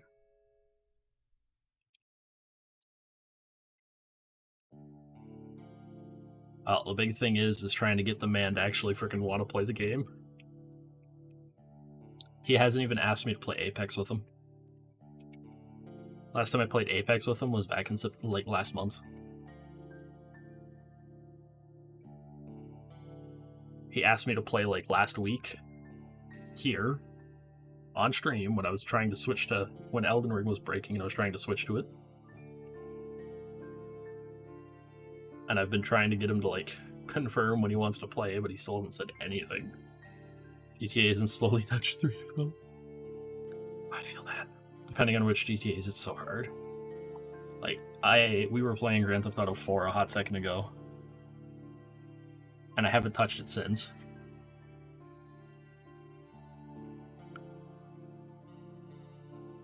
I want to go back and finish that because that's a fun one. I have 3 Vice City and San Andreas on my PlayStation. I have 5 on my PlayStation and computer. I have Red Dead Redemption 2 on my PlayStation. Good game. Great game. But on PC, I only have Red Dead Online because it was like $7 when I bought it. And I'm not playing Red Dead Online on stream because I don't think they finished a certain thing. They'll have Dying Light 2, just not the DLC. Yeah, I have the base game, just not the DLC. Actually, Red Dead 2 is currently on sale on Steam. Offer ends November 1st. I've been wanting to replay Red Dead 2. Just sucks because the only way we can play the first one is if I were to get an emulator at this point. Because I don't have my PS3 with a copy on it. My PS3 is with my younger brother. I gotta ask him to see what's going on with it. Oh, it's such a good game. I loved every minute of that game and the story. I actually played it for like 2 weeks straight, almost every day. It was that good.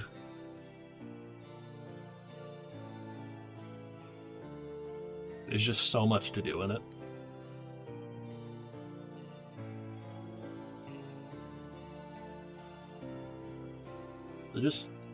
Some of the Rockstar games are great. It just sucks that Rockstar decided to say screw it for Red Dead Online because I liked Red Dead Online. I could go on there. I liked the fishing in Red Dead Redemption 2. And I could fish with my friends. We have a problem? Oh. What's up?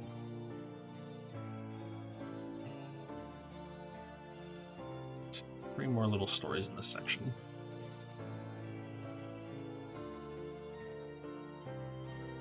Yeah.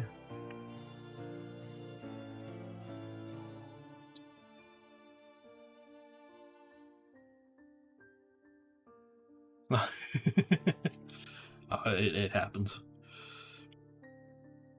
I think I have like 200 plus games that I haven't touched in my Steam library. It's just you hit a point where it's like you're playing the game and you just... something else catches your attention, that's all. Alright, the next story, The Silent Witness. Many small children can see ghosts that the adults around them cannot see. Usually, they do not speak of these visions. They've learned that grown-ups will rebuke them. Will tell them that they are making things up. Irma was 5 years old in the summer of 1936. She and her family were staying at a resort hotel in the Canadian Rockies. One day, 2 beautiful young people checked in. The man was tall and solidly built. The woman was short and slim. They seemed very much in love. The gossip went that they were on their honeymoon. Irma was told they were champion swimmers and had come here to put the final touches on their training for the Olympic Games, which would be held a few weeks later in Berlin. They would go off every day and swim in the surrounding lakes and rivers. Yeah, it's always been a problem for me. I'll always start a game and then stop it out of nowhere.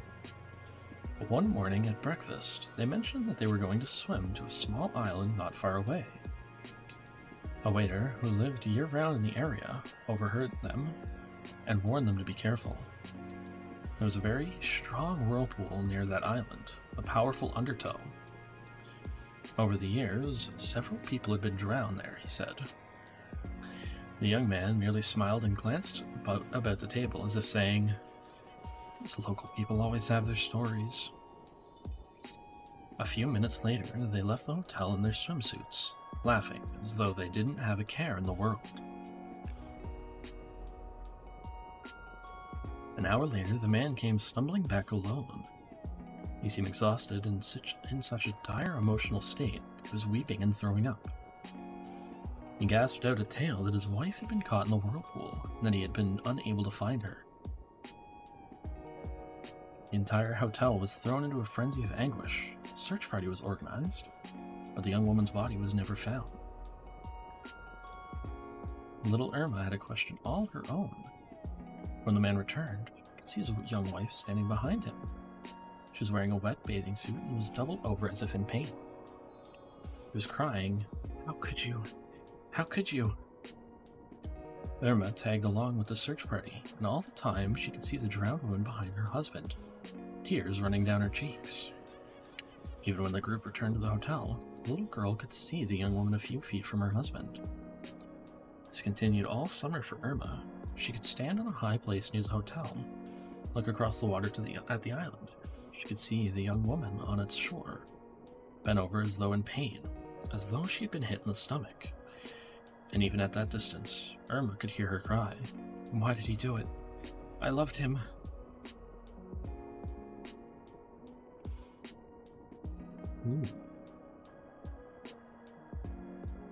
See.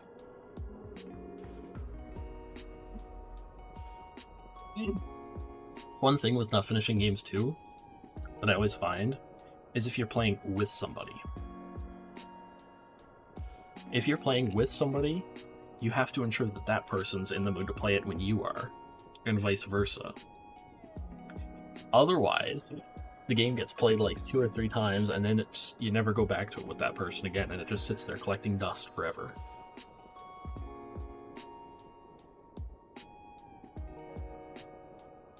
Like Dying Light in my case with Ainz and Bui.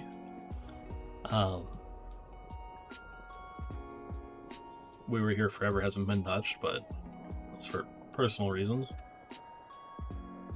I'm gonna go back to it at some point, but probably not on stream. Yeah, there's a few different games that like you start playing with somebody and then that person falls into the mood for playing it, and it's like, eh.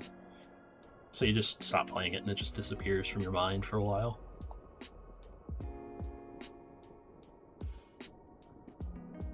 Like I haven't touched Siege in a like Rainbow Six Siege in a hot second. I was only playing that with like a certain group of people. Same as Extraction, that puffed. But it happens. It sucks, but it happens. Sometimes you just start playing it and you lose interest. The game's not for you. Stuff like that. Party Stopper is the next story we're reading. The young couple were throwing a housewarming party. They had bought the house in Vancouver, Canada only a few months before. The time was the 1930s.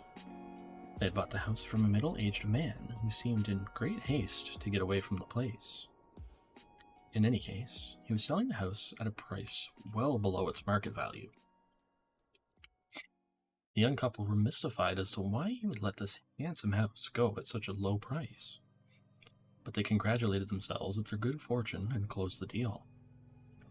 As they made friends with the neighbors, they discovered that the man's wife had died in the house a short time before.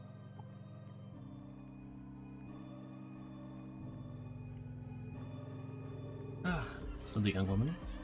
"He probably was so devastated by her death that he had to get away from these familiar surroundings with all their memories." The neighbor shook her head. "I would doubt that," she said. "Their marriage was collapsing. In fact, towards the end, they seemed to hate each other." The young couple moved in happily, but soon they felt an uneasiness in the place they could not explain. Tried to ignore it, and went about doing renovations, tearing down walls, buying new furniture, putting their own stamp on the place. When they had completed their changes, they sent out invitations for a party, feeling that such an occasion would make the place more their own. The party was fully underway with laughter, banter, food, and drink. The small band was tuning up to play for dancing. All at once, an icy chill pervaded the living room. A frightened gasp went up from the group. A woman guest screamed, then another. For at the other end of the room, a ghastly scene had appeared. A silent scene, as though from a silent theater. On a massive bed lay a woman. She seemed struggling in the throes of death. Her eyes blazed with fear and anger. She appeared to be aghast, as though she had just discovered a terrible truth. On a chair next to the bed sat a man. He was meeting the woman's glare with a small, light smile, as though he were congratulating himself and taunting her. The young host and hostess gripped each other. This specter looked exactly like the man who had sold them the house. Many of the people at the party were neighbors, and they recognized the dying woman as the man's wife. The vision was seen by the entire company for a brief, although seemingly endless moment. Then, it faded as silently as it had disappeared. The party ended instantly. The band was dismissed, the dancing cancelled. One of the neighbors, saying her goodbyes to the host and hostess, commented that this room had been the older couple's bedroom during the time they had lived in the house.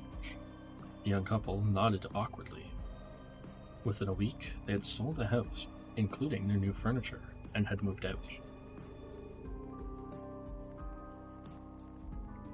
Yeah, blow my nose, give me like 2 seconds here.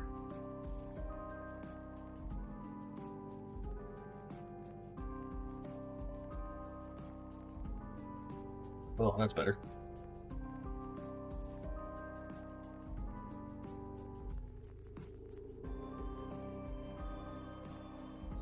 That's actually a lot better, I'm not gonna lie.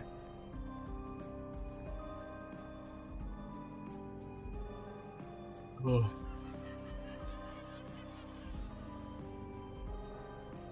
I should actually probably turn the repeat on for now, for music, so it doesn't start playing like music that I'm gonna get in trouble for.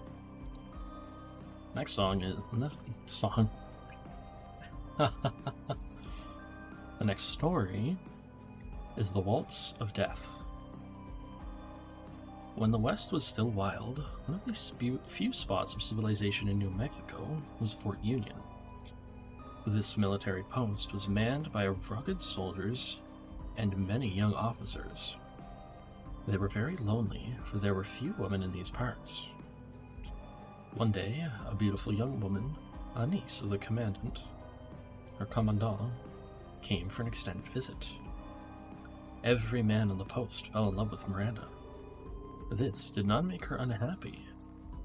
There was little there to interest her except for men, and flirting was her favorite pastime. One day, a very young lieutenant, just out of West Point, was posted to the fort. He immediately fell madly in love with Miranda. For her, he was a new toy. Fort Union was established to guard pioneers against the Apache Indians, who themselves were fighting to protect their homes and land. One day, the young lieutenant was ordered to lead a small party against the Apaches. That night, the young man pledged his undying love to Miranda. He answered in kind, hiding a yawn. As though playing a stage role, she murmured, "I will never marry another man." "That is well," the young man said. "Whatever happens, I will come back and make my claim." The scouting party was ambushed by the Apaches. Very few soldiers escaped back to the fort, and the lieutenant was not among them. Miranda showed little sign of sorrow. In fact, secretly, she was relieved. Within weeks, she announced that she was leaving to marry a rich man back east. People of Fort Union held a going-away party. Everyone came in their best clothes. Miranda danced with one man after another. Suddenly, there was a bang. A door had flown open. Cold winds swept the room. Soldier's wife screamed and dropped to the floor in a faint. For a figure stood at the door. An unearthly cry came from its lips as it staggered forward into the light. It was the young lieutenant. His body was swollen, his uniform stained with blood. His scalp was gone. His eyes burned with a terrible light. The figure lurched towards Miranda and took the terrified, rigid young woman in its arms. Faster and faster they danced. Miranda grew paler and paler. She slipped to the floor. The ghastly figure stood over her. The lights went out. When the candles were lit again, the figure was gone. Miranda lay dead. A few days later, a search party returned to the fort. They brought with them, over the back of a horse, the body of the young lieutenant. And that's the end of that part of this. The next part will be Murder Will Out.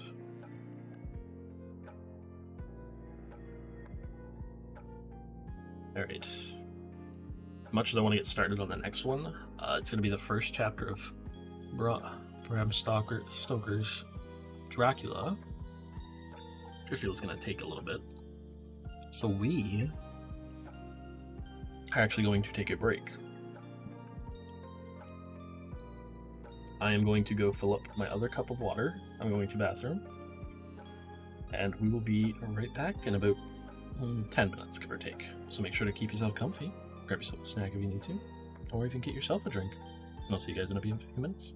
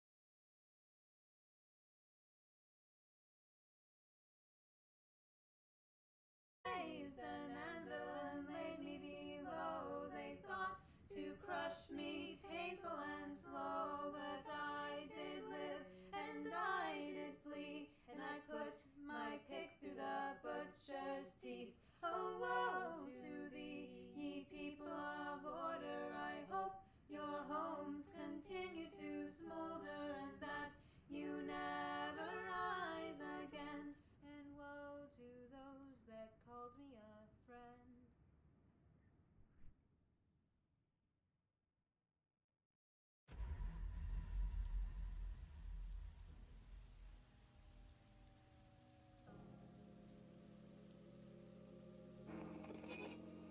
Hello.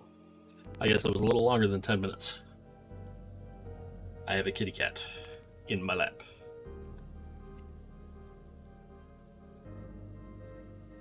Hi, bud. What's up? Where are you going?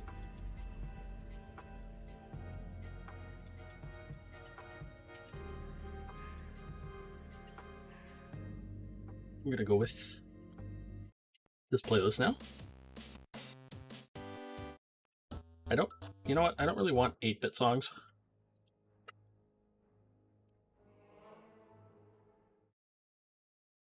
I'm sorry, this is from a movie that's not going to be TMCA free. We're going to go with this list now. Hi, Jack. What's up, bud? Hi, Jack.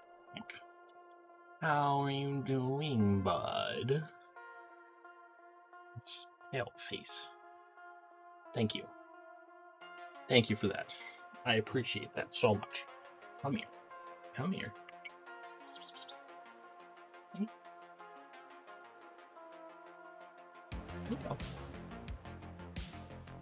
Okay, let me give you a couple treats then. That looks like you're staring right at them. Give me a couple treats. He could be vying for a bit. I might have him a whole lot. I don't want him to get his own upset tum-tum from it. Okay. Also filled up my other water.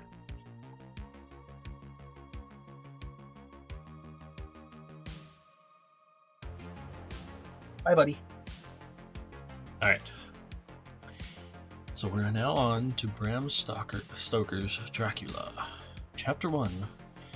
Jonathan Harker's Journal is kept in shorthand. 3rd of May, Bristance. Left Munich, 8:35 p.m. The 1st of May, arriving at Vienna early next morning. Should have arrived at 6:46. The train was an hour late. Budapest seems a wonderful place from the glimpse which I got of it from the train. A little I could walk through the streets. It says Budapest, not Budapest, I think. I feared to go very far from the station, as we had arrived late and would start as near the correct time as possible. The impression I had was that we were leaving the west and entering the east. The most western of splendid bridges over the Danube, which is here of noble width and depth, took us among the traditions of Turkish rule. We left in pretty good time, and came after nightfall to Klausenberg. Here I stopped for the night at the Hotel Royal. I had for dinner, or rather supper, a chicken done up with some whey with red pepper, which was very good. Thirsty. Got recipe from Mina. I asked the waiter and he said it was called Paprika Hendel, and that, as it was a national dish, I should be able to get it anywhere along the Carpathians. I found my smattering of German very useful here. Indeed, I don't know how I should be able to get on without it. Itchy nose. Having had some time at my disposal when in London, I had visited the British Museum and made search among the books and maps in the library regarding Transylvania. It struck me that some foreknowledge of the country could hardly fail to have some importance in dealing with the noblemen of that country. It is just I find that the district he named is in the extreme east of the country, just on the borders of 3 states: Transylvania, Moldavia, and Bukovina, in the midst of the Carpathian Mountains, one of the wildest and least known portions of Europe. I was not able to light on any map or work giving the exact locality of the Castle Dracula, as there are no maps of this country as yet to compare with our own ordnance survey maps. But I found that Bistritz, the post town named by Count Dracula, is a fairly well-known place. Shall enter here some of my notes, as they may refresh my memory when I talk over my travels with Mina.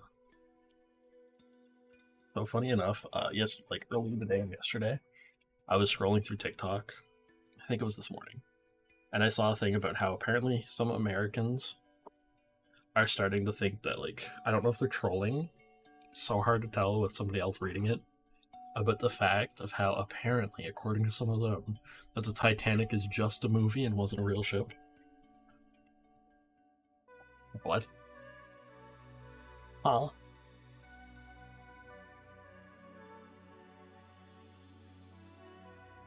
Some people.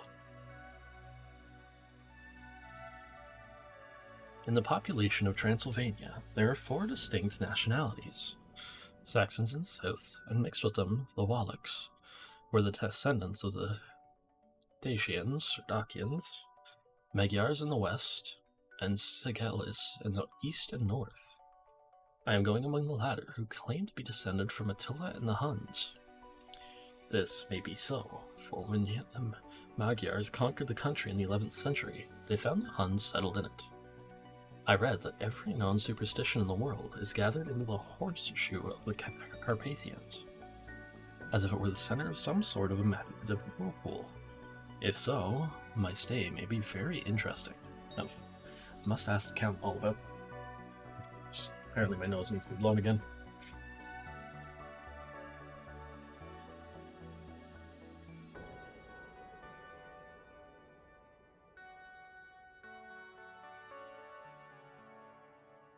I'm also hitting the point where I'm starting to get really hungry. Again, even though I ate literally 20 minutes before we started stream.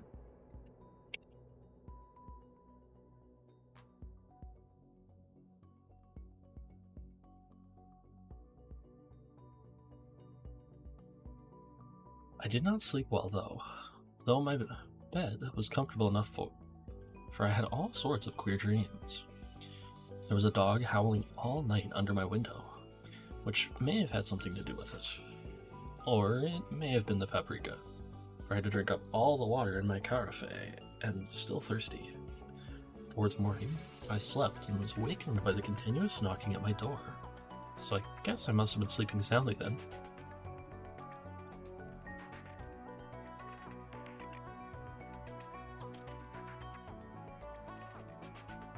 I had for breakfast more paprika and a sort of porridge of maize flour, which they said was mamaliga, and eggplant stuffed with force meat.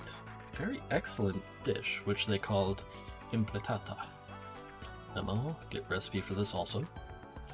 I had to hurry breakfast for the train started a little before 8. Or rather, it ought to have done so. For after rushing to the station at 7:30, I had to sit in the carriage for more than an hour before we began to move. It seems to me that the further east you go, the more unpunctual are the trains. What ought they to be in China? Ugh.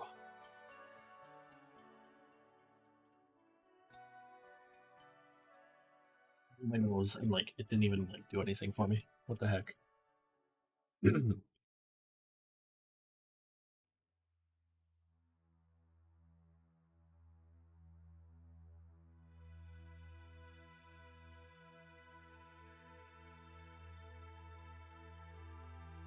Such a pain, when my nose is like this. And then it just gets in the way of everything. All day long, we seemed to dawdle through a country which was full of beauty of every kind. Sometimes we saw little towns or castles on the top of steep hills, such as we see in old missals. Sometimes we ran by rivers and streams which seemed from the wide stony margin, each side of them, to be subject to great floods. It takes a lot of water, running strong, to sweep the outside edge of a river clear. At every station, there were groups of people, sometimes crowds, in all sorts of attire. Some of them were just like the peasants at home, or those I saw coming through France and Germany, with short jackets and round hats and homemade trousers.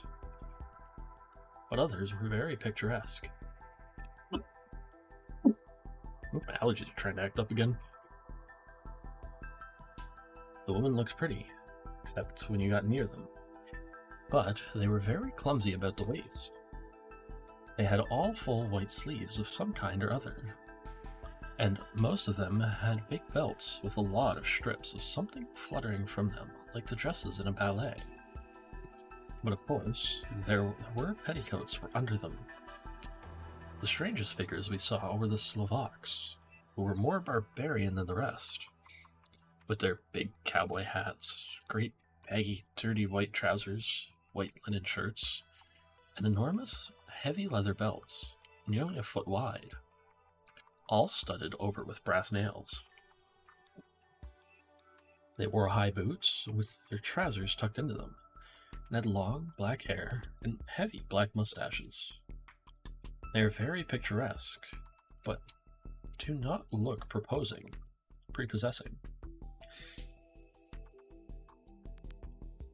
On the stage, they would be set down at once as some old Oriental band of brigands. They are, however, I am told, very harmless and rather wanting in natural self-assertion.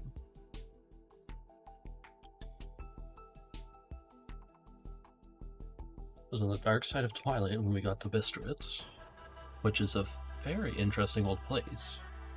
Being practically on the frontier, the Borgo Pass leads from it into Bukovina. It has had a very stormy existence, and it certainly shows marks of it.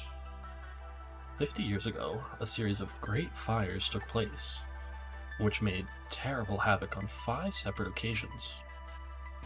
At the very beginning of the 17th century, it underwent a siege of 3 weeks and lost 13,000 people. The casualties of war proper being assisted by famine and disease. Count Dracula had directed me to go to the Golden Krone Hotel, which I found, to my great delight, to be thoroughly old-fashioned. For of course, I wanted to see all I could of the ways of the country. I was evidently expected, but when I got near the door, I faced a cheery-looking elderly woman in the usual peasant dress, white undergarment with long double apron, front and back, of colored stuff fitting almost too tight for modesty. When I came close, she bowed and said, "The Herr Englishman?" "Yes," I said. "Jonathan Harker," she smiled, and gave some message to an elderly man in white shirt sleeves, who had followed her through the door. He went, but immediately returned with a letter. "My friend, welcome to the Carpathians. I am anxiously expecting you. Sleep well tonight. At 3 tomorrow, the diligence will start for Bukovina. Place on it is kept for you. The Borgo Pass, my carriage will await you, and will bring you to me. I trust that your journey from London has been a happy one, and that you will enjoy your stay in my beautiful land. Your friend, Dracula." 4th of May. I found that my landlord had got a letter from the Count, directing him to secure the best place in the coach for me. But on making inquiries as to details, he seemed somewhat reticent, and pretended that he could not understand my German. This could not be true, because up to then he had understood it perfectly. At least, he answered my questions exactly as if he did. He and his wife, the old lady who had received me, looked at each other in a frightened sort of way. He mumbled out that the money had been sent in a letter, and that was all he knew. When I asked him if he knew Count Dracula, and could tell me anything of his castle, both he and his wife crossed themselves, and saying that they knew nothing at all, simply refused to speak further. So near the time of starting that I had no time to ask anyone else, for it was all very mysterious and not by any means comforting.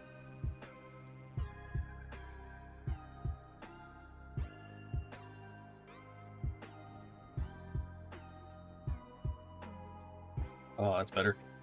For now.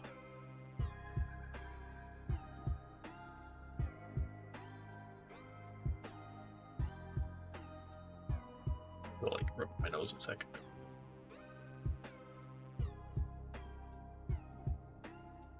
Just before I was leaving, the old lady came up to my room and said in a very hysterical way, "Must you go?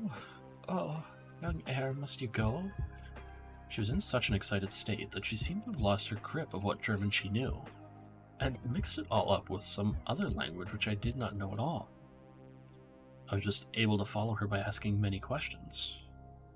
When I told her that I must go at once, and that I was engaged on important business, she asked again,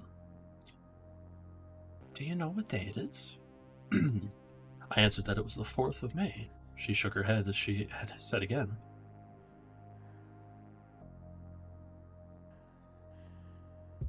Oh my god. I step away, come back, and now my allergies are acting up really bad. Oh yes, I know that. But do you know what day it is? On my saying that I did not understand, went on. It is the eve of St. George's Day. Do you not know that tonight, when the clock strikes midnight, all the evil things in the world will have full sway? Do you know where you are going and what you are going to?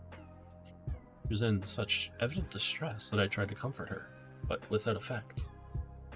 Finally, she went down on her knees and implored me not to go, at least to wait a day or two before starting.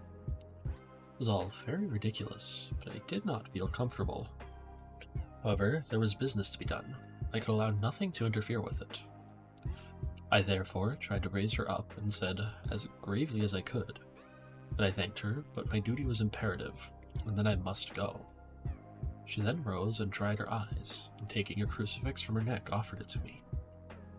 I did not know what to do. As an English churchman, I have been taught to regard such things as, in some measure, idolatrous, and yet it seemed so ungracious to refuse an old lady meaning so well, and in such a state of mind.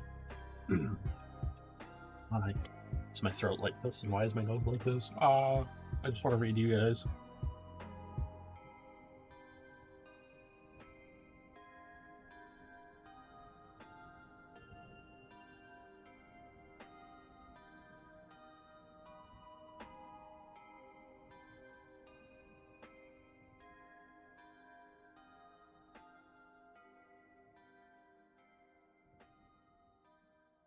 Like, it's just my nose is like just going really bad all of a sudden. She saw, I suppose, the doubt in my face, for she put the rosary round my neck and said, "For your mother's sake," and went out of the room. I'm writing up this part of the diary whilst I'm waiting for the coach, which is, of course, late, and the crucifix is still around my neck.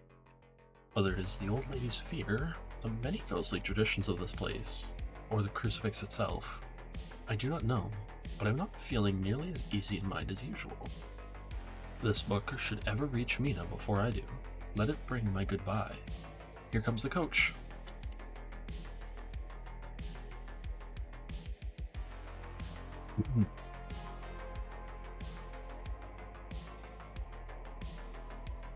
"5th of May, the castle.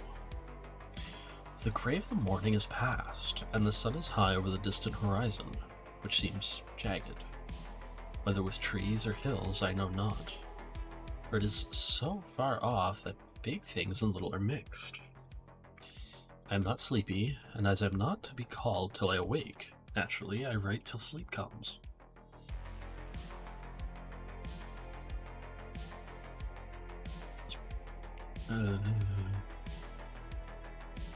There are many odd things to put down, and lest who reads them may fancy that I dined too well before I left Bistritz. Let me put down my dinner exactly.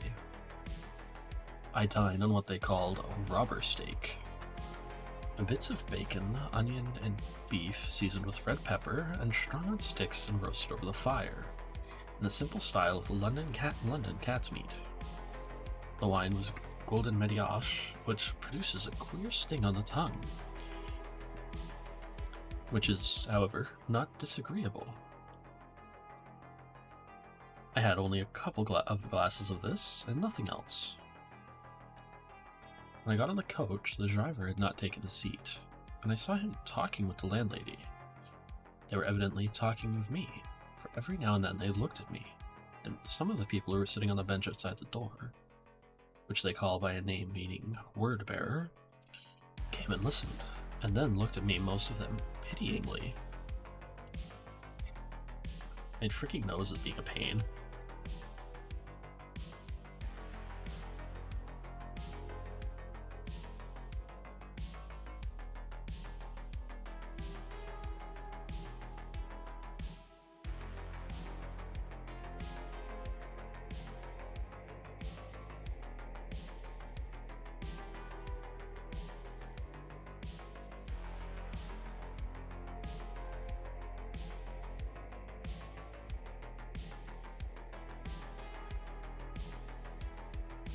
Let's see.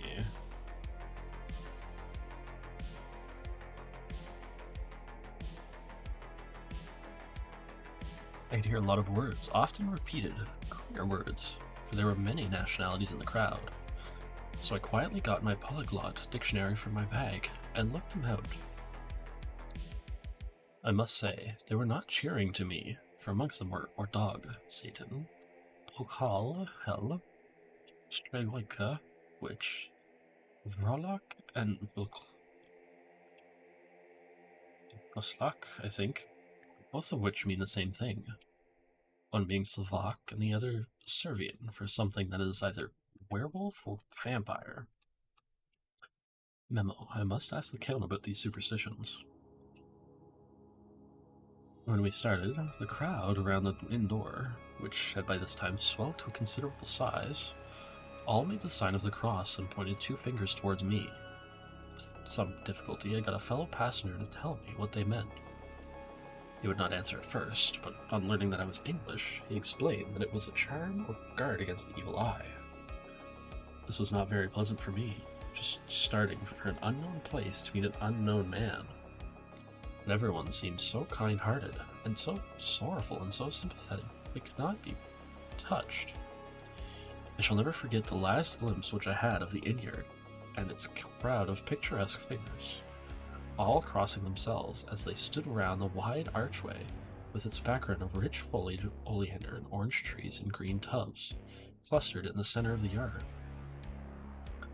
Then our driver, whose wide linen drawers covered the whole front of the box seat, Gotza they called him, cracked his big whip over his 4 small horses, which ran abreast, and we set off on our journey.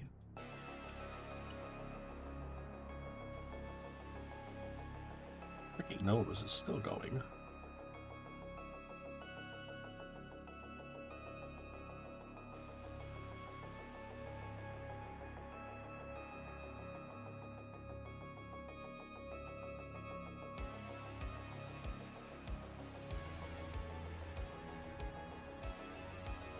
It's just so weird that my nose decided to start running and get a little stuffed after I went downstairs to the bathroom.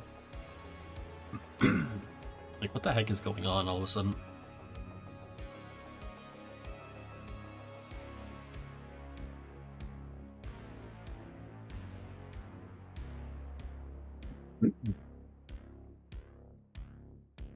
It just, ugh.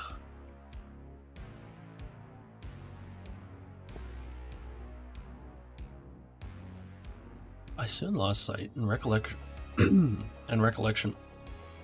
my throat. What the heck? One sec here, guys.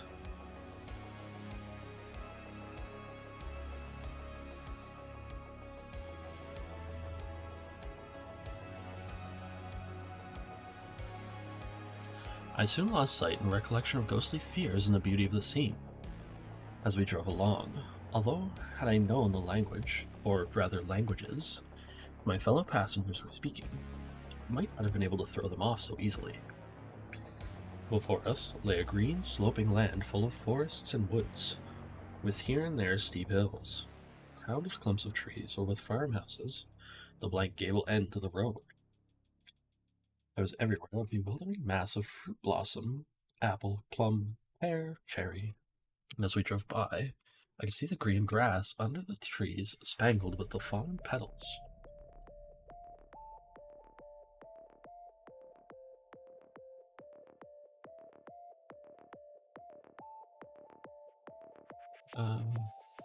Is everywhere? Wait, we read that. In and out amongst these green hills of what they call here the Middle Land, Mytel Land, ran the road, losing itself as it swept round the grassy curve, or was shut out by the straggling ends of pine woods, which here and there ran down the hillsides like tongues of flame.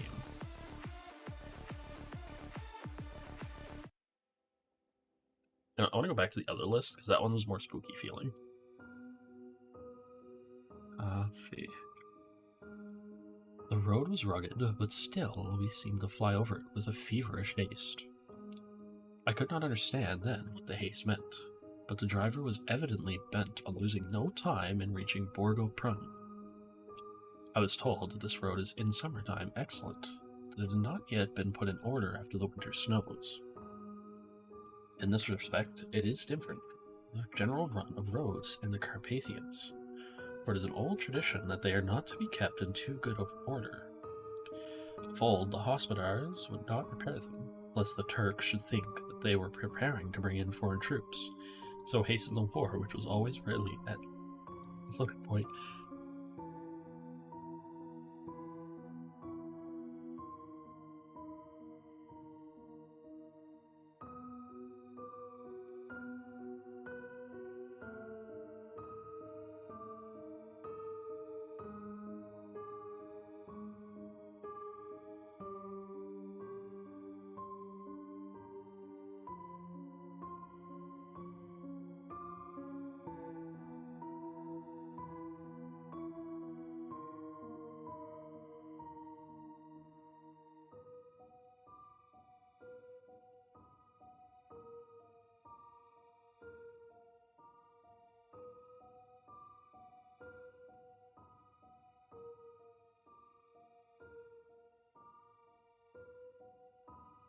Uh, Beyond the green swelling hills of the Middle Land rose mighty slopes of forest up to the lofty steeps of the Carpathians themselves. Right and left of us they towered, with the afternoon sun falling full upon them, and bringing out all the glorious colors of this beautiful range. Deep blue and purple in the shadows of the peaks, green and brown where grass and rock mingled, and an endless perspective of jagged rock and pointed crags, till these were themselves lost in the distance, where the snowy peaks rose grandly. Here and there seemed mighty rifts in the mountains, through which, as the sun began to sink, we saw now and again the white gleam of falling water. One of my companions touched my arm as we swept round the base of a hill and opened up the lofty snow-covered peak of a mountain, which seemed, as we wound on our serpentine way, to be right before us. Is that really in this list? Wow, it is.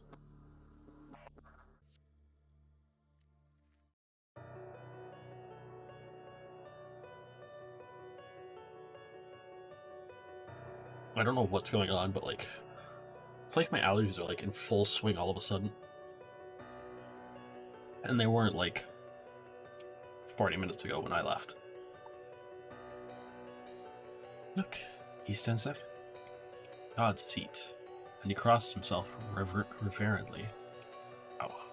Actually getting kind of close to the end of this the first chapter. As we wound on our endless way, the sun sank lower and lower behind us. The shadows of the evening began to creep round us.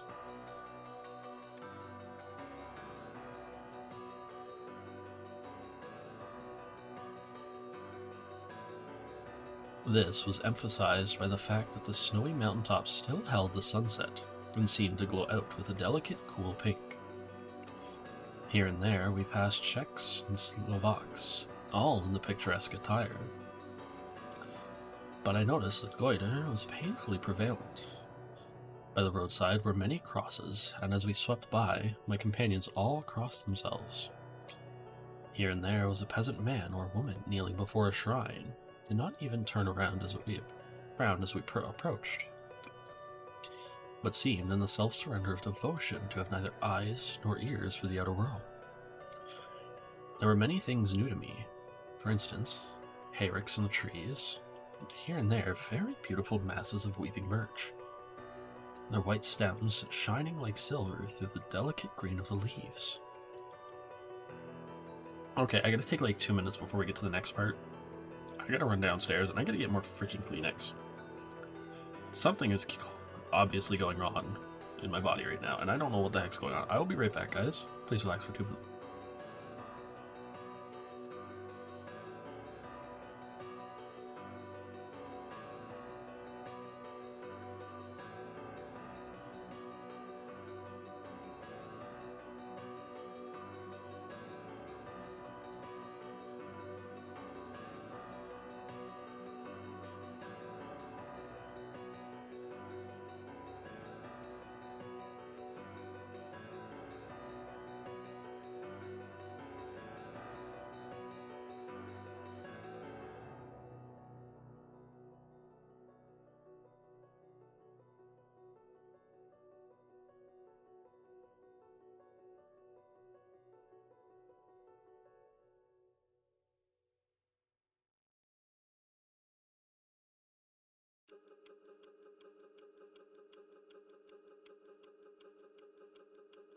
Bastion of sanctuary, this is the day that everything will fall. A look of fear caught in the lightning, your judgment day is coming once and for all.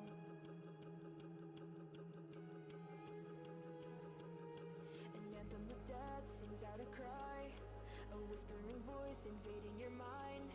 You're stuck in the web and caught in the lie, all corrupted, so corrupted. Uncertain fate and doubt in your eyes. Can you escape? Who will survive? No way to remain with all of your lives. Is this Hello. justice? This is Hopefully I'm fine. I'm fine now. defender. No I love you too, Jack. Can you not put your button in my cup straw?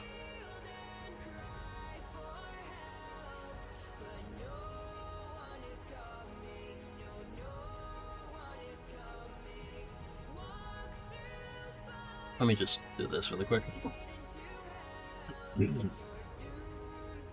Now and again we passed a letter wagon, the ordinary peasant's cart, with its long, snake-like vertebrae, calculated to suit the inequalities of the road. On this was sure to be seated quite a group of homecoming peasants. The Czechs with their white, and the Slovaks with their colored sheepskins. The latter carrying a lance fashion their long staves with axe at end. As the evening fell, it began to get very cold, and the growing twilight seemed to merge into one dark mistiness. The gloom of the background of... Wait, let me see. The gloom of the trees, oak, beech, and pine, on the valleys which ran deep between the spurs of the hills. As we ascended through the pass, the dark firs stood out here, and there against the background of late-lying snow.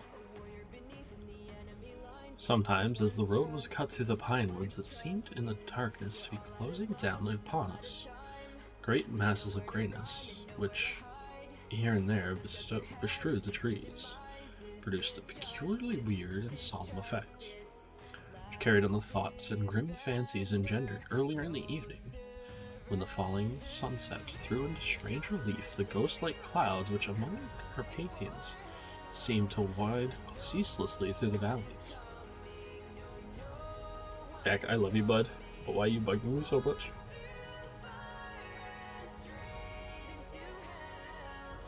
I really want to know what's going on with me right now.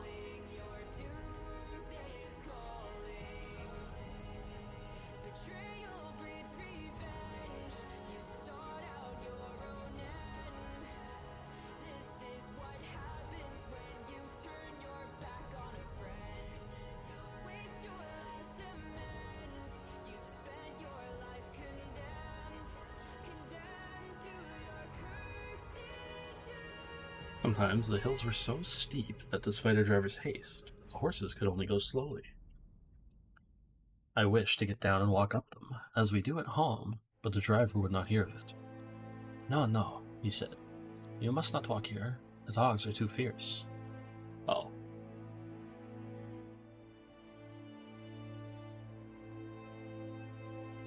And then he added, with what he evidently meant for grim pleasantry, for he looked around to catch the approving smile of the rest, that you may have enough of such matters before you go to sleep. The only stop he would make was a moment's pause to light his lamps.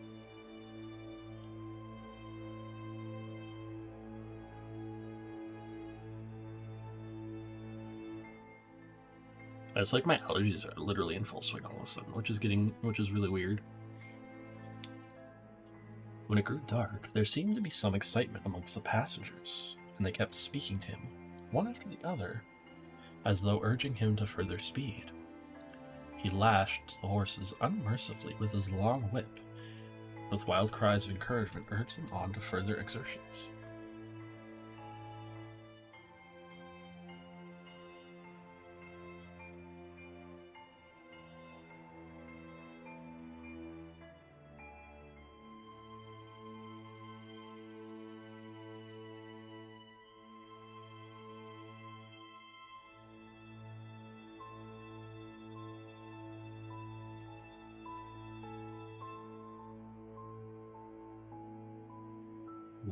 Alright, unfortunately, I'm gonna have to finish this chapter, and then I think I'm gonna have to go. Just because, like, I don't know what happened, but, like, something's not agreeing. And I'm, like, sniffly, sneezy. And my throat's, like, being a pain. Then, through the darkness, I could see a sort of patch of grey light ahead of us, as though there were a cleft in the hills. The excitement of the passengers grew greater. The crazy coach rocked on its great leather springs and swayed like a boat tossed on a stormy sea. I had to hold on. The road grew more level, and we appeared to fly along.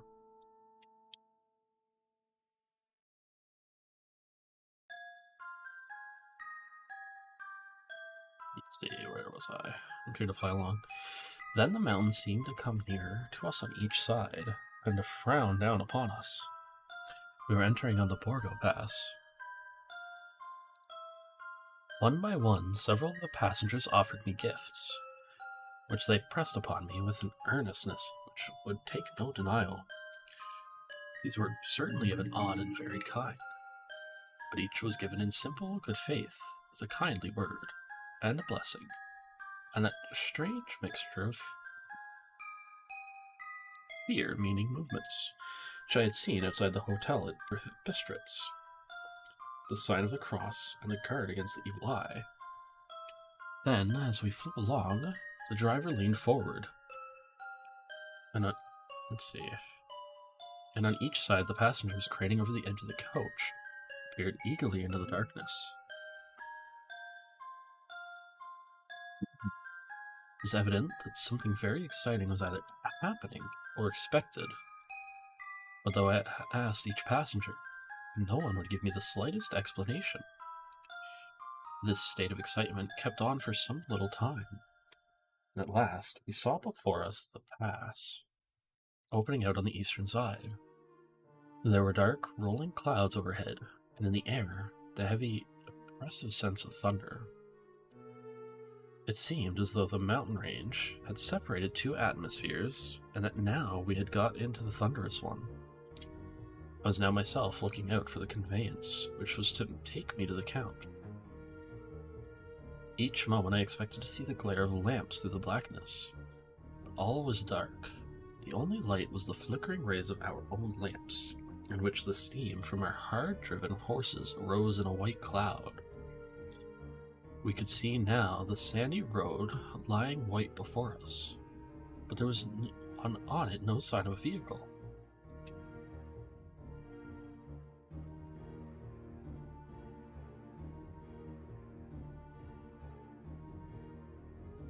The passengers drew back with a sigh of gladness, which seemed to mock my own disappointment. I was already thinking what I had best do, and the driver, looking at his watch, said to the others something which I could hardly hear. It was spoken so quietly in so low a tone, I thought it was an hour less than the time. Then, turning to me, he said in German worse than my own,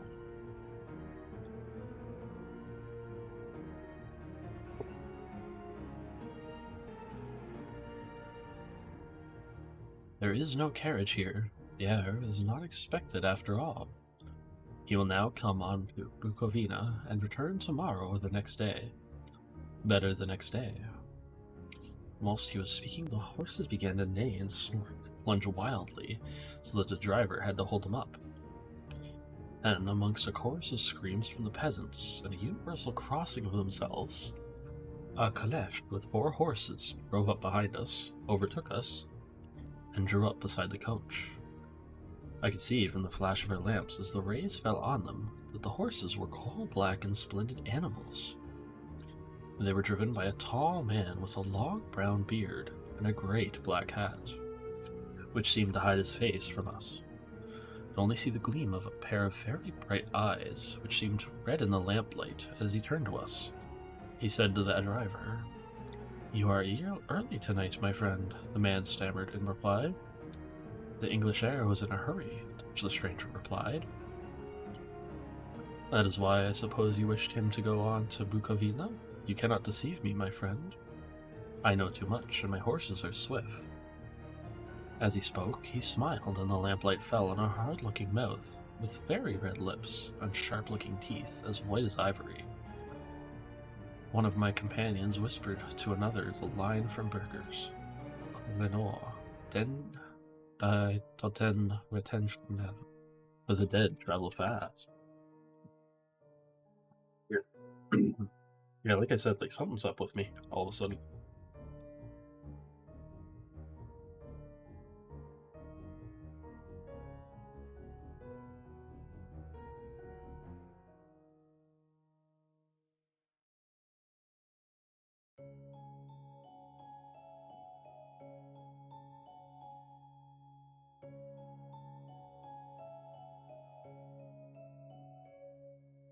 The strange driver evidently heard the words, for he looked up with a gleaming smile. The passenger turned his face away, at the same time putting out his 2 fingers and crossing himself. "They give me the heir's luggage," said the driver, and with exceeding alacrity, my bags were handed out and put on the caleche. Then I descended from the side of the coach. The caleche was close alongside. The driver helping me with a hand which caught my arm in a grip of steel. His strength must have been prodigious. Without a word, he shook his reins. The horses turned, and we swept into the darkness of the pass. As I looked back, I saw the steam from the horses of the coach by the light of the lamps, and projected against it the figures of my late companions crossing themselves. Then the driver cracked his whip and called to his horses, and off they swept on their way to Bukovina. As they sank into the darkness, I felt a strange chill, and a lonely feeling came over me. But a cloak was thrown over my shoulders, and a rug across my knees, and the driver said in excellent German, "The night is chill, mine heir, and my master, the Count, bade me take all care of you. There's a flask of Slivovitz, the plum brandy of the country, underneath the seat, if you should require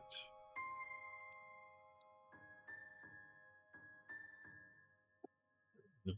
Ugh. I did not take any, but it was a comfort to know it was there all the same.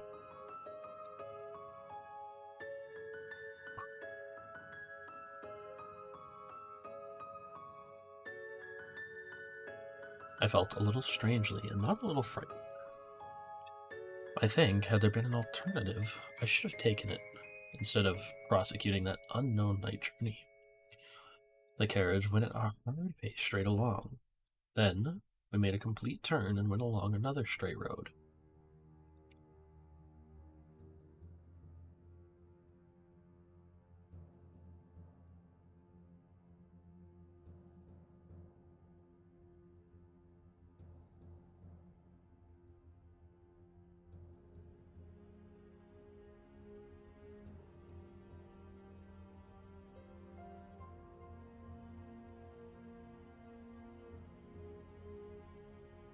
It seemed to me that we were simply going over and over the same ground again, and so I took note of a salient point, and found that this was so.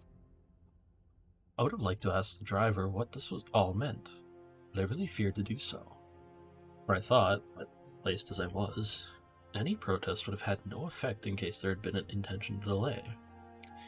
By and by, however, as I was curious to know how time was passing, I struck a match and by its flame looked at my watch. It was within a few minutes of midnight. This gave me a sort of shock, for I suppose the general superstition about midnight was increased by my recent experiences. I waited with a sick feeling of suspense. Then, a dog began to howl somewhere in a farmhouse far down the road. A long, agonized wailing, as if from fear. The sound was taken up by another dog, and then another, and another. Though borne on the wind which now sighed softly through the pass, a wild howling began,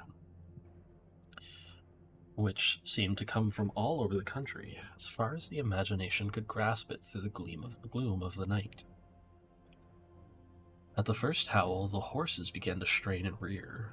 The driver spoke to them soothingly, and they quieted down, but shivered, and sweated as though after a runaway from a sudden fright.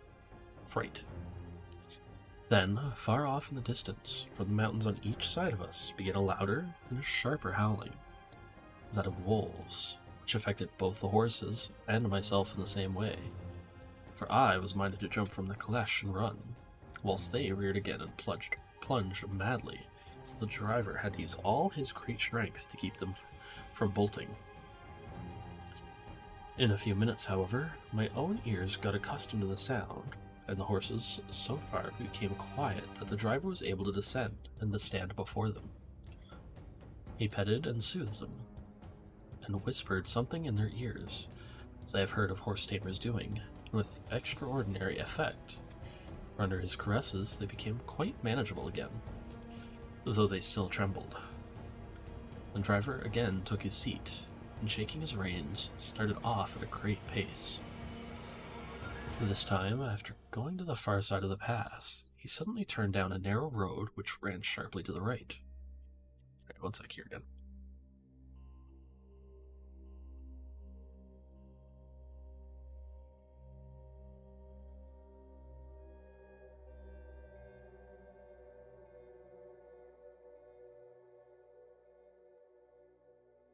Soon we were hemmed in with trees, which, in places, arched right over the roadway till we passed as though passed through a tunnel,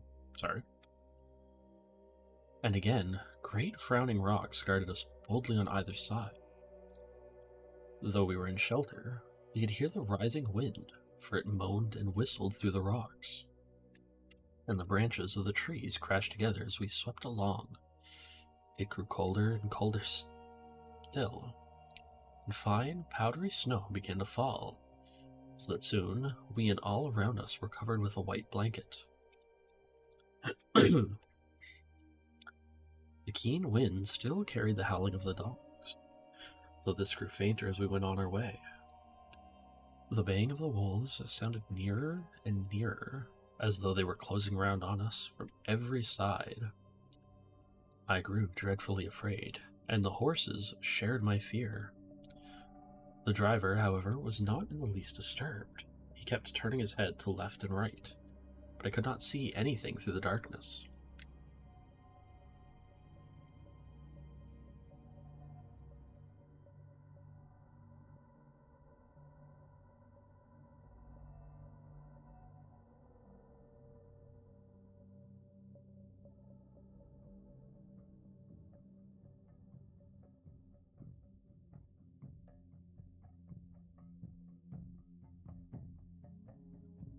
Suddenly, away on our left, I saw a faint flickering blue flame.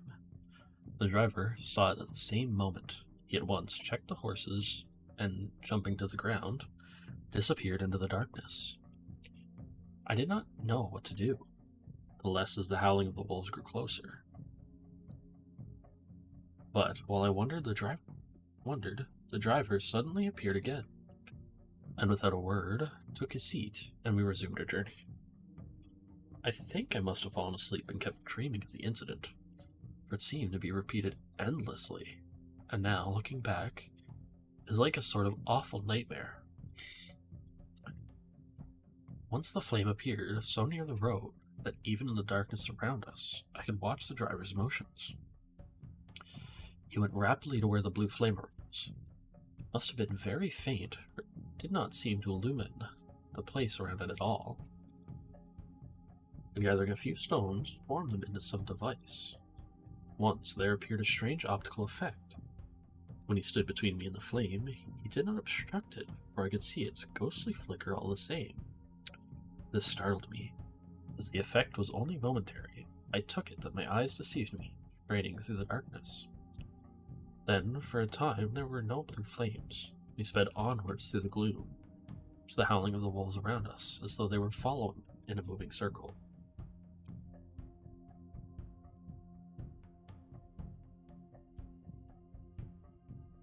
At last, there came a time when the driver went further afield than he had yet gone, and during his absence, the horses began to tremble worse than ever, and to snort and scream with fright.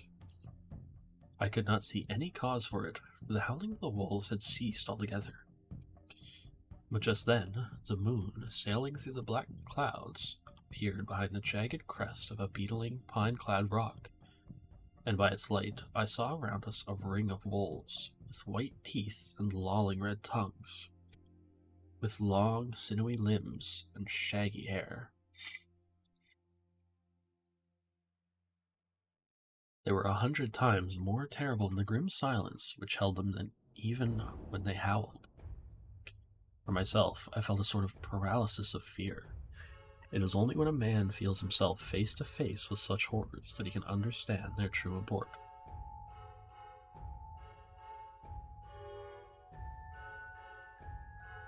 Let's see. All at once the wolves began to howl, as though the moonlight had had some peculiar effect on them. The horses jumped about and reared, and looked helplessly round with eyes that rolled in a way painful to see. The living ring of terror encompassed them on every side, and they had perforce to remain within it. I called to the coachman to come for it. It seemed to me that our only chance was to try to break out through the ring, and to aid his approach. I shouted and beat the side of the caleche, hoping by the noise to scare the wolves from that side, so as to give him a chance of reaching the trap. How he came there, I know not, but I heard his voice raised in a tone of imperious command, and looking towards the sound, saw him stand in the roadway. As he swept his long arms as though brushing aside some impalpable obstacle, the wolves fell back and back further still.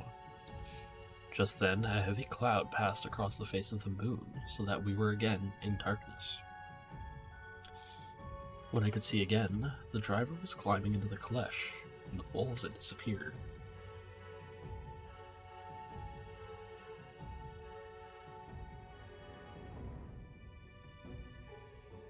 Ugh.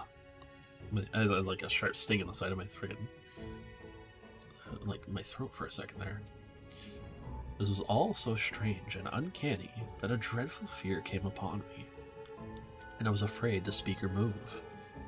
The time seemed interminable as we swept on our way, now in almost complete darkness, for the rolling clouds obscured the moon. We kept on ascending, with occasional periods of quick descent, but in the main always ascending.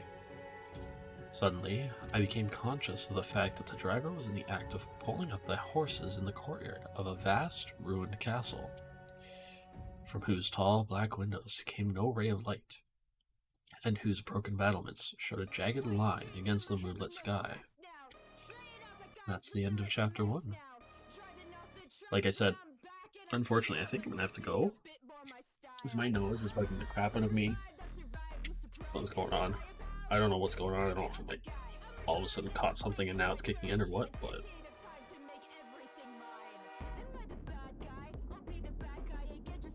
the fact that it kicked in the middle of me coming back and reading more is a little irksome.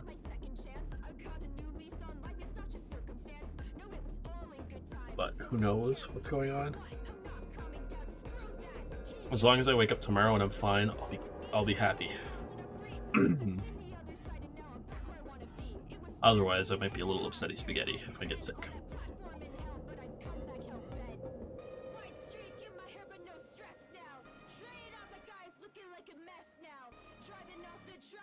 Like, of course, my nose is trying to clear itself now, but like, I think it's about to clog again.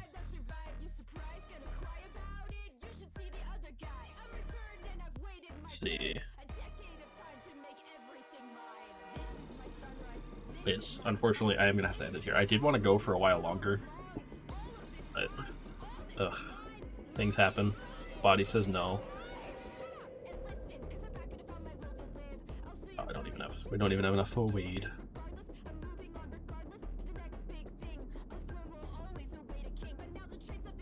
That's all right.